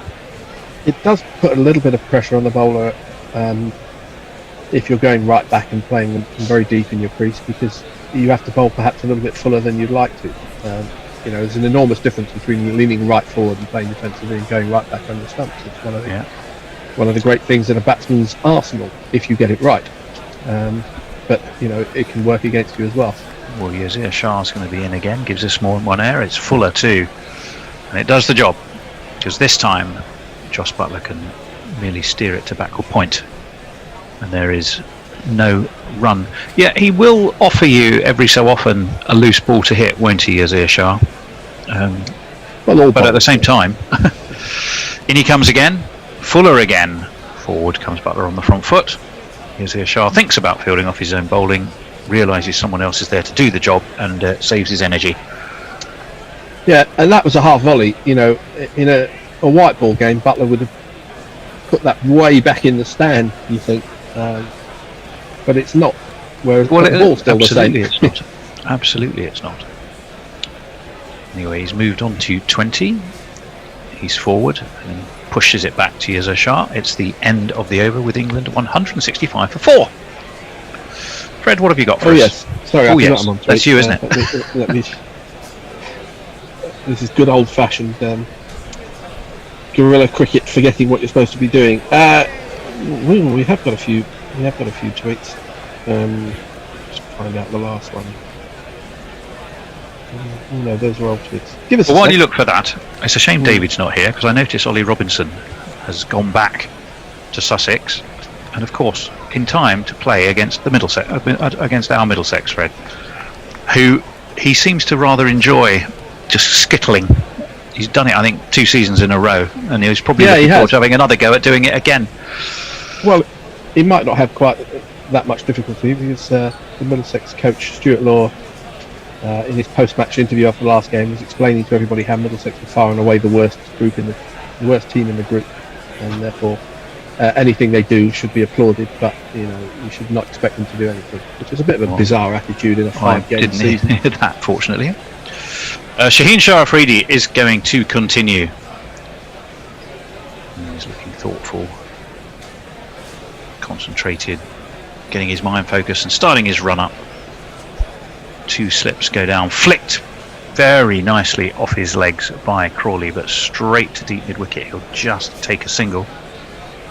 Jerry Grover seems to be agreeing with me, which is happening disconcertingly often, I have to say, about Shaheen's hair in 30 years' time. He says it'll be raven black or henna orange.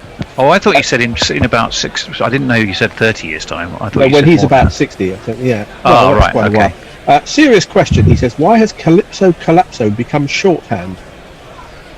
I'm not sure what it's shorthand for. I thought it was more down to the days when West Indies used to skittle England more rather than West Indies getting skittled. Yeah, that was the headlines when England were bowled out for 45. In comes Shaheen Shah Afridi. Oh, short, and Butler has to rock back. Admittedly, he did it rather well.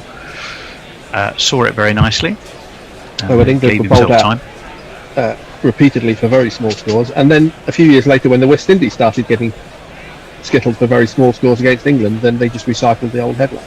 Yeah, they did. It was certainly firstly directed against England. I'm not sure what it's shorthand for. Have we done the YouTube comments recently? I haven't. Okay. But then, are you able to, Fred? I'm happy to have a look. I can do a few from here. I've got them up here. In comes Shaheen Shah Afridi again. It was full. Looked to be whipped away by Butler. He didn't really get much on it, but there isn't a forward short leg, so Mohammad Rizwan jogs round from his wicket-keeping station, and they are able to take a single. Stephen Kelp says, sorry, not Kelp. Despite the fact that those boundary ropes with adverts on them are apparently no danger to the fielder, he still cringes when he sees fielders crash into them. And Steve Catchbowl wants to know which is worse, sponge plump, which I don't know what a sponge plump is, or rope burn. Anyone know what sponge plump is? I'm not sure I want to know. Well, exactly. I know what rope burn is, obviously. Well, I mean, no, not obviously. Well, exactly. You know what I mean. That's pulled by Crawley, but again, there's a man at deep mid wicket just for that very purpose, so it will restrict them to a single. Crawley will get another single onto 87 for him. Those nervous 90s are beckoning, and he's really been the one England batsman to lay down a marker and make sure he stayed there. Others have got starts only to find that there was a ball with their name on it.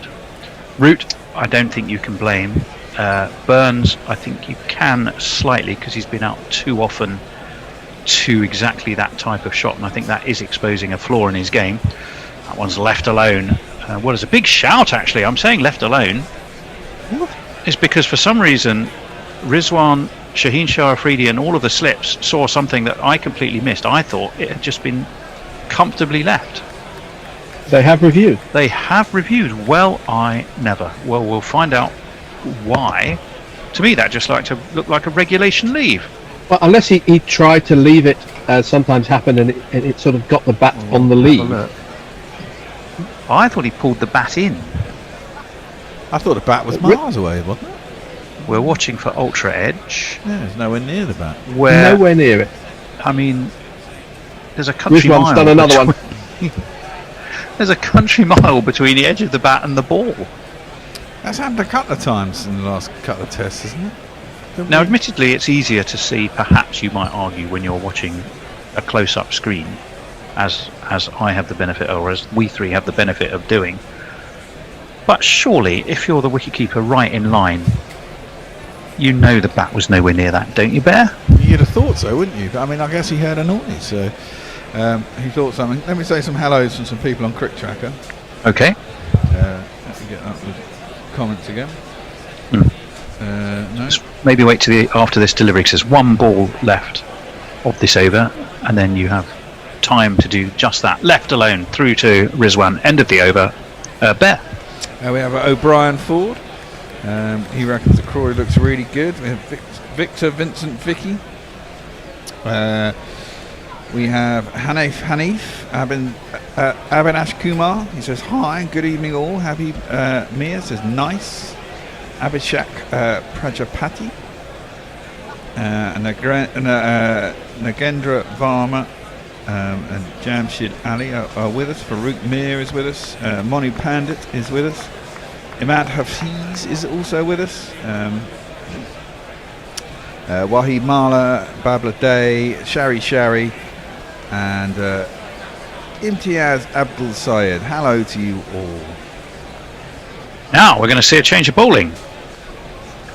And it looks like we're going to see... Farwad, is that Farwad Alam? It is Farwad Alam, and we saw a little bit of him in the last test. Farwad Alam, if I'm not too harsh, he's got a real beard but a fake moustache. Well, he bowls slow left arm. He is the possessor of a magnificent moustache and beard combination. Very crabby batting style. And as we've said, it is a Bollywood villain moustache, isn't it?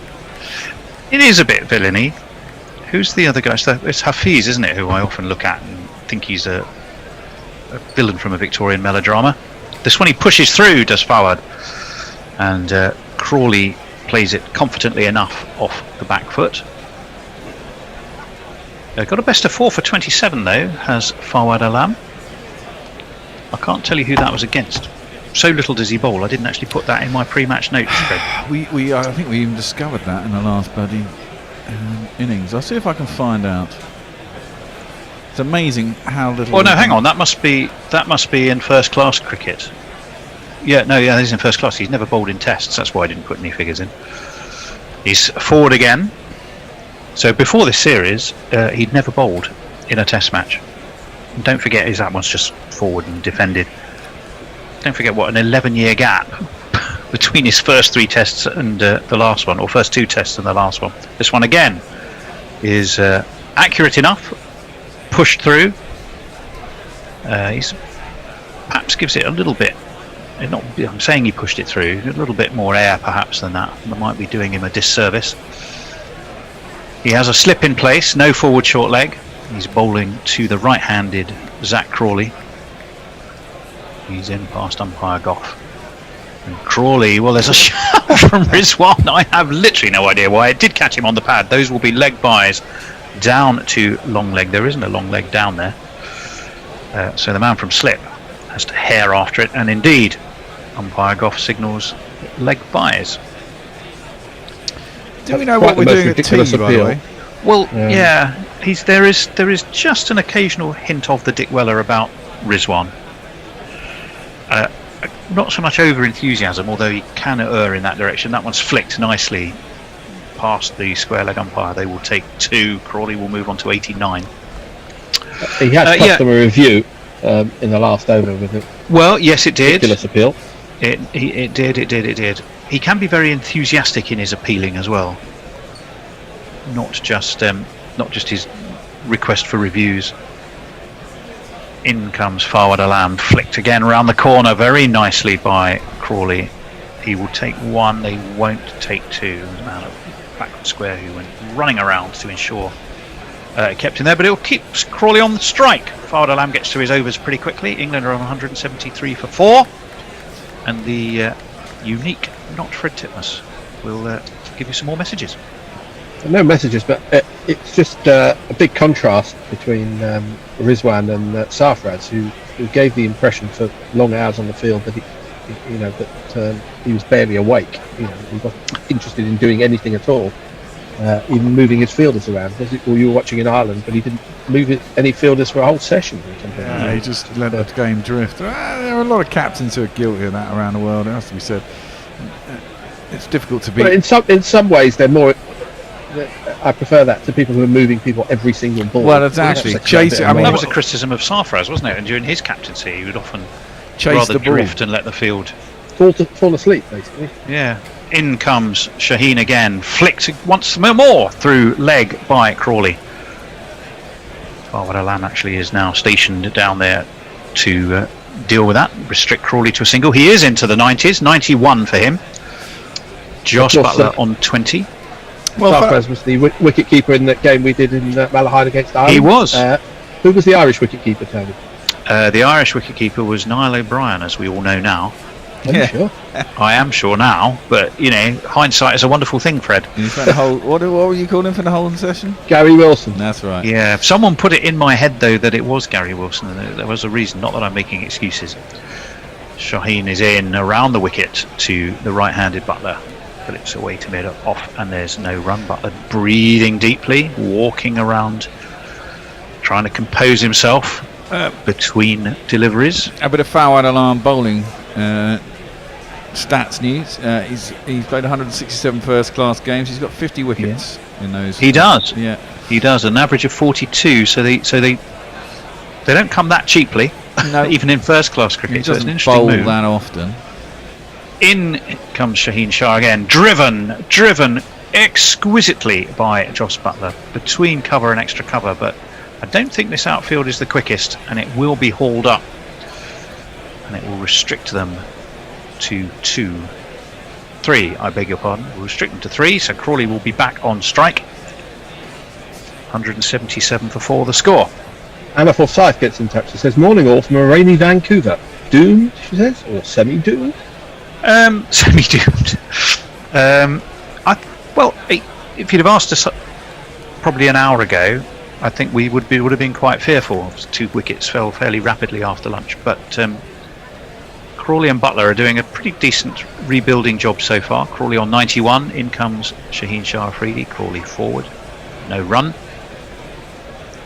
Run rate 3.3. 177 for 4. Now Crawley does seem to be growing into this role at number 3, doesn't he? I mean, I'm sure Joe Root is happy because it keeps him batting at 4, and Root always professed not to like number 3 and always seemed to be batting there under sufferance. But Crawley's seems definitely looking like he could make the position his own. Shaheen Shah is in, pulled by Crawley. That was short, got the treatment. It's down to the square leg boundary for 4 more. 1, 2, 3, 4. There's nothing nervous about these 90s so far. No, not at all. Well, not if he gets balls like that to deal with. I mean, that not a lot to commend that delivery. It wasn't fast enough or bouncing high enough to concern a batsman who's clearly seeing it large as life at the moment. So let's see what Shaheen Afridi's got in response to that. It's the last ball of his 13th over. He's in to Crawley, and it's short, and this one had a bit more spite and vim and pep to it, and it meant that Crawley just had to swing out of the way, which he did. So it's the end of the over. 181 for 4 England. Fred. Yeah, not much going on the. Well, let me say something. As you know, people, we self-fund, and we always implore you to get patroning, and patroning at the moment gets you one of these, a free t-shirt. Leftover stock when we were nearly sued by the ICC during the World Cup. And so you can get one of those because I think we've got medium, large, XL and double XL. And currently we've got stock of them all. So if you patron us $10 a month during when we're offering this, as we have been doing throughout these test matches, you can get yourselves a free t-shirt. I've been posting them out, and as people have been tweeting in through the day, they are arriving at people. I'm a bit slow on them, but they do get there. And we do honour our word. In comes Farwad again, so he is going to carry on. Fields off his own bowling, no run. A couple of messages on Hot Mic there. I don't know whether we covered them after lunch, but both from Typing Shan. Yeah, I think we did. Well, welcome to you anyway, Typing Shan. Always delighted to have your company. That one is nicely steered backward a point, who then has to chase after it. Be another single to Butler, bring Crawley back onto strike. So interestingly, he is just one shot away if he chose to attempt it from that maiden ton. And he's facing a bowler who potentially might throw up the chance to do it. So perhaps this is part of the plan. It's short, but Crawley's having none of it. He steps onto the back foot, guides it away through the to mid-off, and just takes a single. You can imagine he'd want to try and get it before tea if he can, can't he? He's only got probably one over after this. Yeah, he does, and he's not on strike. So whether Joss Butler will look to dab a single and get him onto strike? No, Joss Butler will. That one's given plenty of air and was full. Butler very watchfully dealt with it. Down We've by got one his of these stream of consciousness Jay Grover tweets, which often the best.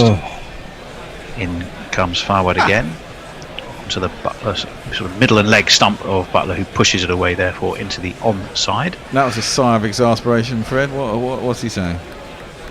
Well, I think I better wait to the end of the over. See, that's another ball away. Let's see if I can get through this. Farwad Alam gets through him, doesn't he?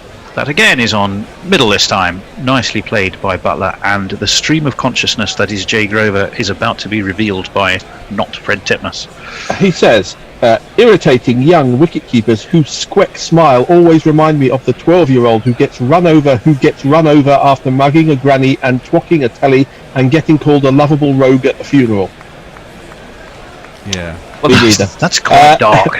Echo says, please plug the archive. It saves me many cricketless winter days. It saw me through many cricketless winter days. Well, it's true. You can. We have many ways you can help us out, and the archive is one of them. You go to our website, and we've archived pretty much, probably I'd say about 98%, 97% of what we've done over the years. And it's interesting. You can go back to very early things. We never had fake crowd noise and all this kind of stuff. 4 people on air. It's all very different. So if you want to hear all that, well, go to gentlemen, 20 quid a year. That's what I'm going to say. A bargain at the price. Now Yazir Shah is going to continue from the pavilion end, bowling towards that big hotel. Crawley on 96. There is a slip there for him onto the back foot. Goes Crawley, and the ball just drops and almost sort of dies. It doesn't roll anywhere. Right at his feet.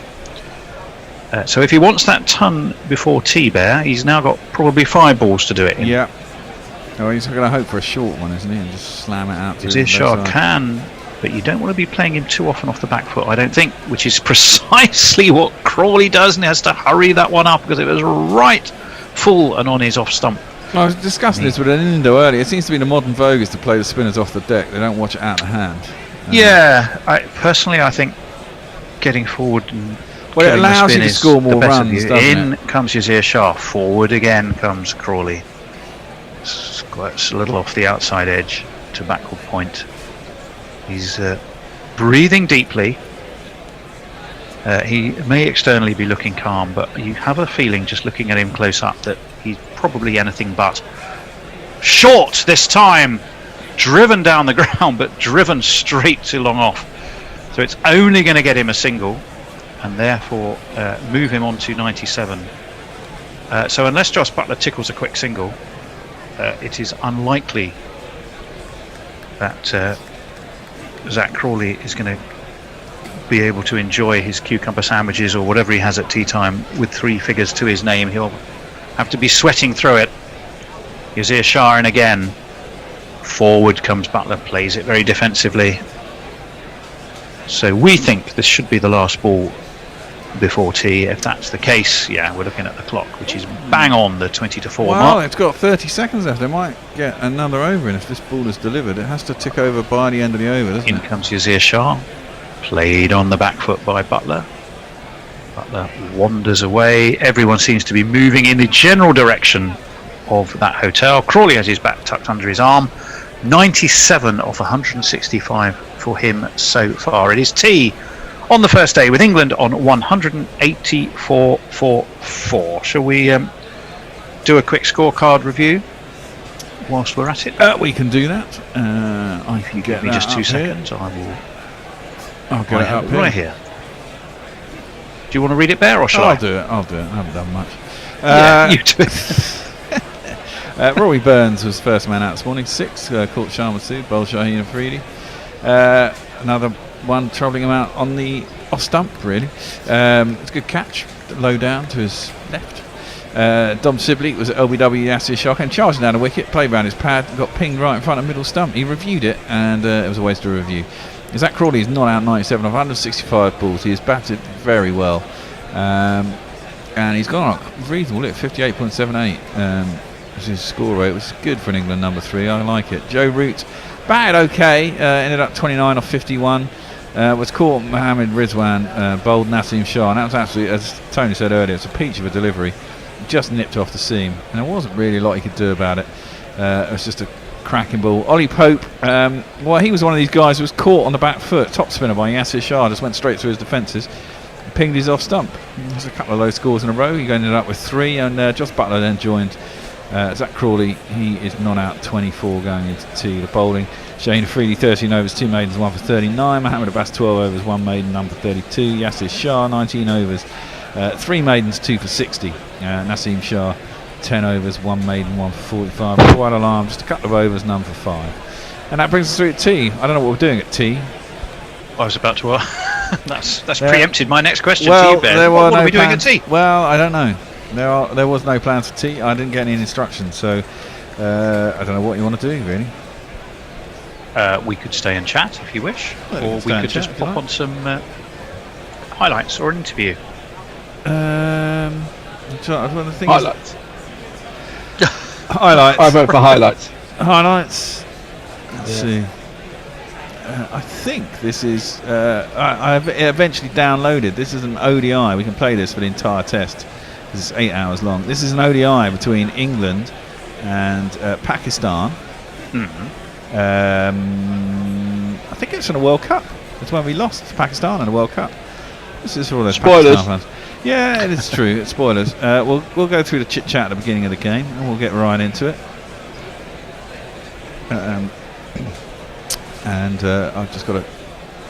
You two keep chatting whilst I sort this out. Always takes a while. It's got a couple of tweets just to run through. Go for it. Tony Cork has sent us a picture of a side-on view of Crawley playing that pull, and it looks like the umpire's about to catch him because he's got his hands up in front of his chest. I will be in the sea, says Crawley may want his tongue to enjoy his tea, but he'll focus more if he does not. Tough love from I will be in the sea. Jay Weber says, sorry not Fred, I think that's about his previous tweet, and he says the archive is an excellent investment. It is. Eric Willis asked, what do we think about having Stokes at 4 and Root at 5? If Stokes keeps going up the order, he's going to be opening soon enough. Jay Grover thinks I should do some performance poetry during the tea and talk. That ain't going to happen. I think the Bear's almost ready to nearly play some highlights. Oh, not quite. Carry on. That's about it from the tweet front. Should I find something to talk to Tony about for the next minute and a half while the Bear gets this sorted? Hello, Tony. How are you doing? I'm doing very well. I was going to let you know that a number of people on Crick Tracker, including Sheikh Saeed, Shaman Ali, Habib Mia, Abinash Kumar, and M. Hanif, amongst a number of others. So we're delighted to have you with us. Of course, there's a round of Bob Willis Trophy games tomorrow. Fred, are you planning? Yes. You can't go to Radley. That's Radlett. Sadly, will you be keeping a weather eye open on the feed? Probably not tomorrow, but you say you can't go to Radlett, but I did in the last game. Did you? How did you manage that? You have to speak up even when you're Rugby club whispering. next door. and I watched behind a hedge. I did read about a dodgy-looking guy getting arrested in Radlett. It did occur to me a week or so ago. Yeah, this will be the first season ever where I won't have gone to watch Middlesex play cricket. So I said, I'm just going to go. I'm going to walk around there, see what It's a pretty open ground. See if I can. The letter from Mr. Goatley. I did not read the letter from Mr. Goatley. I'm sorry, this is all very parochial chat. I mean, but essentially, it summarises the situation that all of our counties are in at the moment. And obviously, a few people have been asking for refunds. You've bought your membership for the season. You haven't had any cricket to watch. And he was genuinely apologetic, but explaining the financial situation, and the club was doing its best. I mean, it was a well composed response, I thought. Yeah, unlike say a football season ticket, you're not actually paying for the games. You're paying for a membership for a club, which includes obviously free going into. And also, to a certain extent, taking the rough with the smooth. I mean, you do that as a football fan too, of course you do, but. But in a football game, you are actually buying a season ticket. It's slightly different. I mean, obviously, I don't think that people would be joining counties in their thousands if it didn't include going in to watch games. I'm not that unrealistic, but it's tricky. It's tricky for everybody. It's tricky for all sorts of businesses and institutions. Bear, are you ready yet? I am. Yeah. Okay, put on some highlights. Here we go. England playing Pakistan, the World Cup last year. I'm trying to think of Fletchers. There's something to do with arrows as well, aren't there? Yeah, but I can't think of any. Anyway, you just couldn't make the joke. No. Or the arrow. No. Here comes Wokes, and he's in then to Fucker Zaman, who leaves that ball extravagantly outside the off stump, slightly closer to off stump that one, and through the keeper it goes again. Well, Mog says hello. Green shirt, white shoes, left hand back, what's he gonna do? He'll hit the ball, run as fast as he can. Cause every girl's crazy for a Curzon man. Mog says hello. Hello, Mog! Great to have you along. Wokes starts his run up but then stops. And Evil Scootus, rather more formally, says good morning. Good morning. And good morrow, he's still buzzing from Roland Garros's match, Wawrinka against Tsitsipas. Oh yes, that was a good 5-setter, wasn't it? This is chopped square, and it's found the way through. Not a particularly edifying piece of fielding. I think it's going to go all the way. It is, and England's fielders really made a mess of that. It found its way between cover and extra, even though the man from extra, Morgan, was scrambling round. He couldn't grab hold of it. Two of them went off in pursuit. Archer was coming around from third man, but none of them got there. It's me, says she. It's me, says she. It was. So Jason Roy was saying, "Come on, Joffre, you get that. You do it. I'm not going to be able to make it." After you, Claude. 5 for no wicket. Good start for Pakistan, and one of the slips has already come out. Wokes in again, driven well, but straight up to mid-off, and there is no run. Moeen Ali does the fielding. Has anyone heard of anyone else called Joffre? No. Okay. No, I keep wanting to call him Jordan for some reason. Jordan Archer, but that may be because he's a mate of Chris Jordan. I don't like the A next to the A. I think it's quite hard to go Joffre Archer. Joffre Archer? How about just Joffre Archer? Joffre Archer. It's a bit like, I'm going to call him Jeffrey Archer. Genlo, or whoever her name is, Jennifer Lopez. Fucker waits again and drives aerially, but away from the man at cover, who puts in a dive but doesn't get anywhere near it, and runs are flowing for Pakistan. 9 off the first over. Wow. Imam has 1, Fakhar Zaman has 8.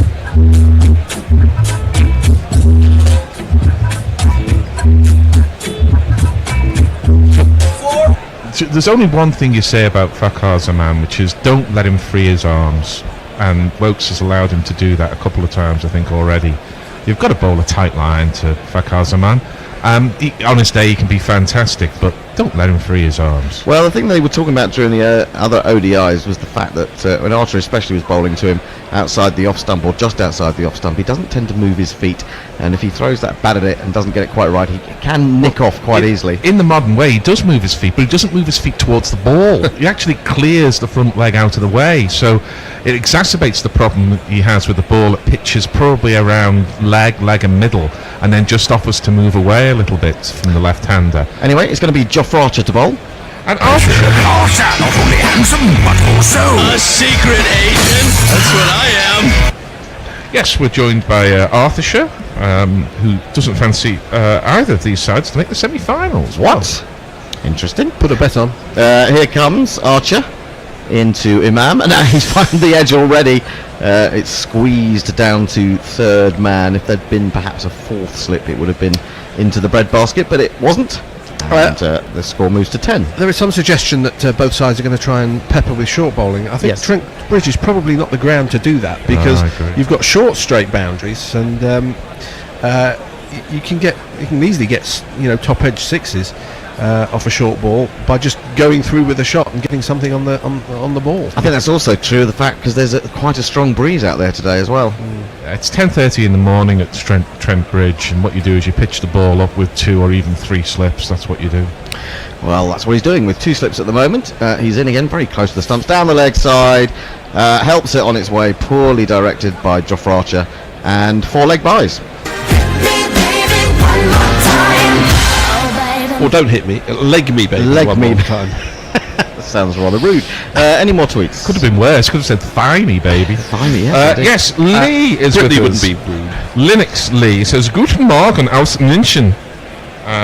Mog says, "I've been calling Archer overrated for several years. About time the scales fell from your eyes." Here's Jofra Archer again. Bowls, and that rises. Fucker has to get his hands quite high to get the bat out of the way of that. Arthur also says, "I used to be an Archer pun maker like you. Then I took an arrow to the fun knee." And says, "I'm sorry." Well, it is quite... I always think of Robin Hood being an archer. He was an archer, wasn't he, Robin Hood? There was a lot of archery going on. There was a bit of archery going on. And of course, Nottingham, Sheriff of Nottingham. Yes. So I think this is the place for Archer to be. James Sherwood Forest. Indeed. That's an absolute beauty. Back of a length. It fizzed off the seam, beat his backward defensive shot, and through the keeper it went. Now, that's why he's got to play in the Ashes. That to David Warner early on. Well, hang on. Where did that pitch? Outside leg stump? Pretty much. I said... that's gone a long way. I did say that when they were umming and ahhing about whether Archer was going to be selected for the World Cup, that I was more looking forward to him being used as a weapon in the Ashes. So I hope he doesn't actually injure himself in this tournament. No, actually, I think Thacker has played that pretty well. Really? I think he's brought his bat inside the line of that one. I want to see that again. Let's show us that again. I think he's aware that it's going to do quite a bit. He's brought his bat well inside that. Well, his ball's gone over middle and leg. Yeah, but he's the bounce. He's not going to be bowled by the bounce, is he? I think he may have been beaten by that. I don't think that was beaten. I think he simply brought the bat across himself. Who has no idea, Thacker or Hendo? Anyway, Archer again coming in to bowl to Thacker, and he decides to just have a swish at that. The back foot goes well to the side of the leg stump, and he throws the hands, and it makes no contact through the keeper. It goes end of the over, just the 1 and 4 leg buys from that. Pakistan have 14 for none. And Chris Paul says, "Archer is such a quillful bowler. Very excited to see him and Wood bowling in tandem." Well, not just yet. Why is everyone so excited about Wood? I mean, I love Wood. He was quick, wasn't he, in the recent incarnation? A couple of times, but I mean, he's got nothing like the bounce that Archer can get. He's skiddy, so I suppose in terms of if you want some contrast, yes, you've got it. You've got pace with contrast, but I don't know, he skids it on too much for my liking. Martin Lawrence says, "Hello guys, I hope you are well. Do you like the English uniform? No. Which nation has the best kit?" That's a good one. Who had a good one the other day? I thought it was the English test team. I think the non-change top of South Africa is quite good. It doesn't seem to be serving them very well. Well, I like Pakistan playing at Trent Bridge in Lincoln Green. Okay. Here's Wokes into Imam, who lifts his bat out of the way of that as it goes across him. Ravi Nair says, "Hi all, hope Gary had a good birthday last week." I did, thank you very much. "If Pakistan lose this, they're guaranteed to win the tournament, right? So for the good of all the India fans, England need to lose this." So I think Ravi is suggesting the same as me, that Pakistan really only get into a tournament when they're more or less out of it. Well, we shall see. They've got a lot to do after the disaster of Friday. Wokes in again. He's got 3 slips. He gets in behind this, plays it comfortably into the covers. Morgan Fields, no run. Ed Benson has an answer for you, Fred, I think. "Morning, chaps. Other famous Joffras include Joffre Baratheon, Joffre Bernard, and Joffrey Boycott." Oh, very poor, very poor. Benson, go back to your books. There's certainly a corridor of uncertainty about that Go answer. back to your law books in Luxembourg and I don't know, pay some penance. That's awful. 14 for no wicket. Wokes in again.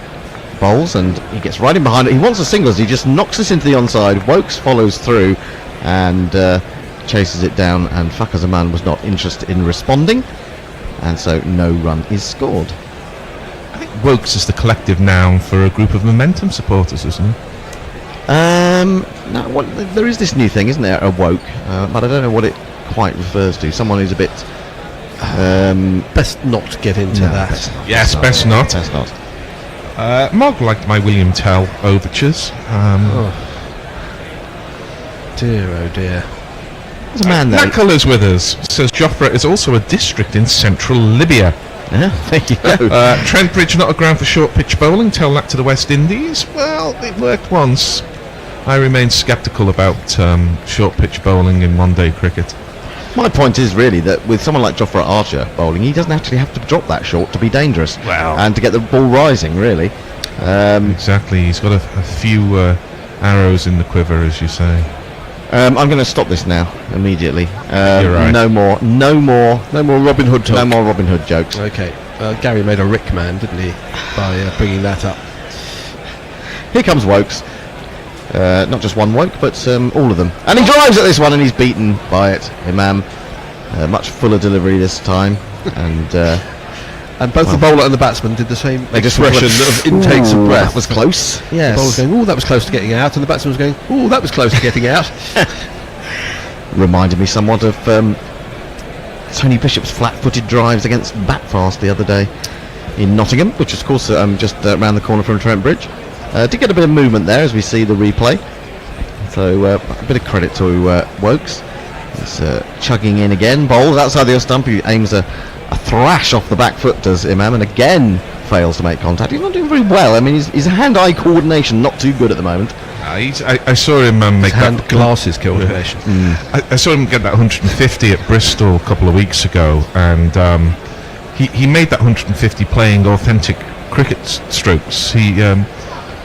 He's very much a classical batsman playing classical strokes, so he's old school as a one-day opener. Absolutely. Wokes in again, and he drives. Oh, now was that a chance as he dived forward there? I think it might have been. There's a lot of applause for basically getting in the way of it, and Wokes doesn't look too disappointed, but I'd like to see that again. It's very hard to see because it's a white ball on a very white wicket, and yes. Sometimes it's quite difficult to pick up. Indeed. Paul Howarth, our very own Grubby, says much as Bear thinks anything hitting the pants is LBW, Hendo very much in the batsman's union about Fakar's leave earlier. It was quite obvious a leave. He curtain railed it across his body. Lee says, now I just want to see a new Robin Hood movie. You can't play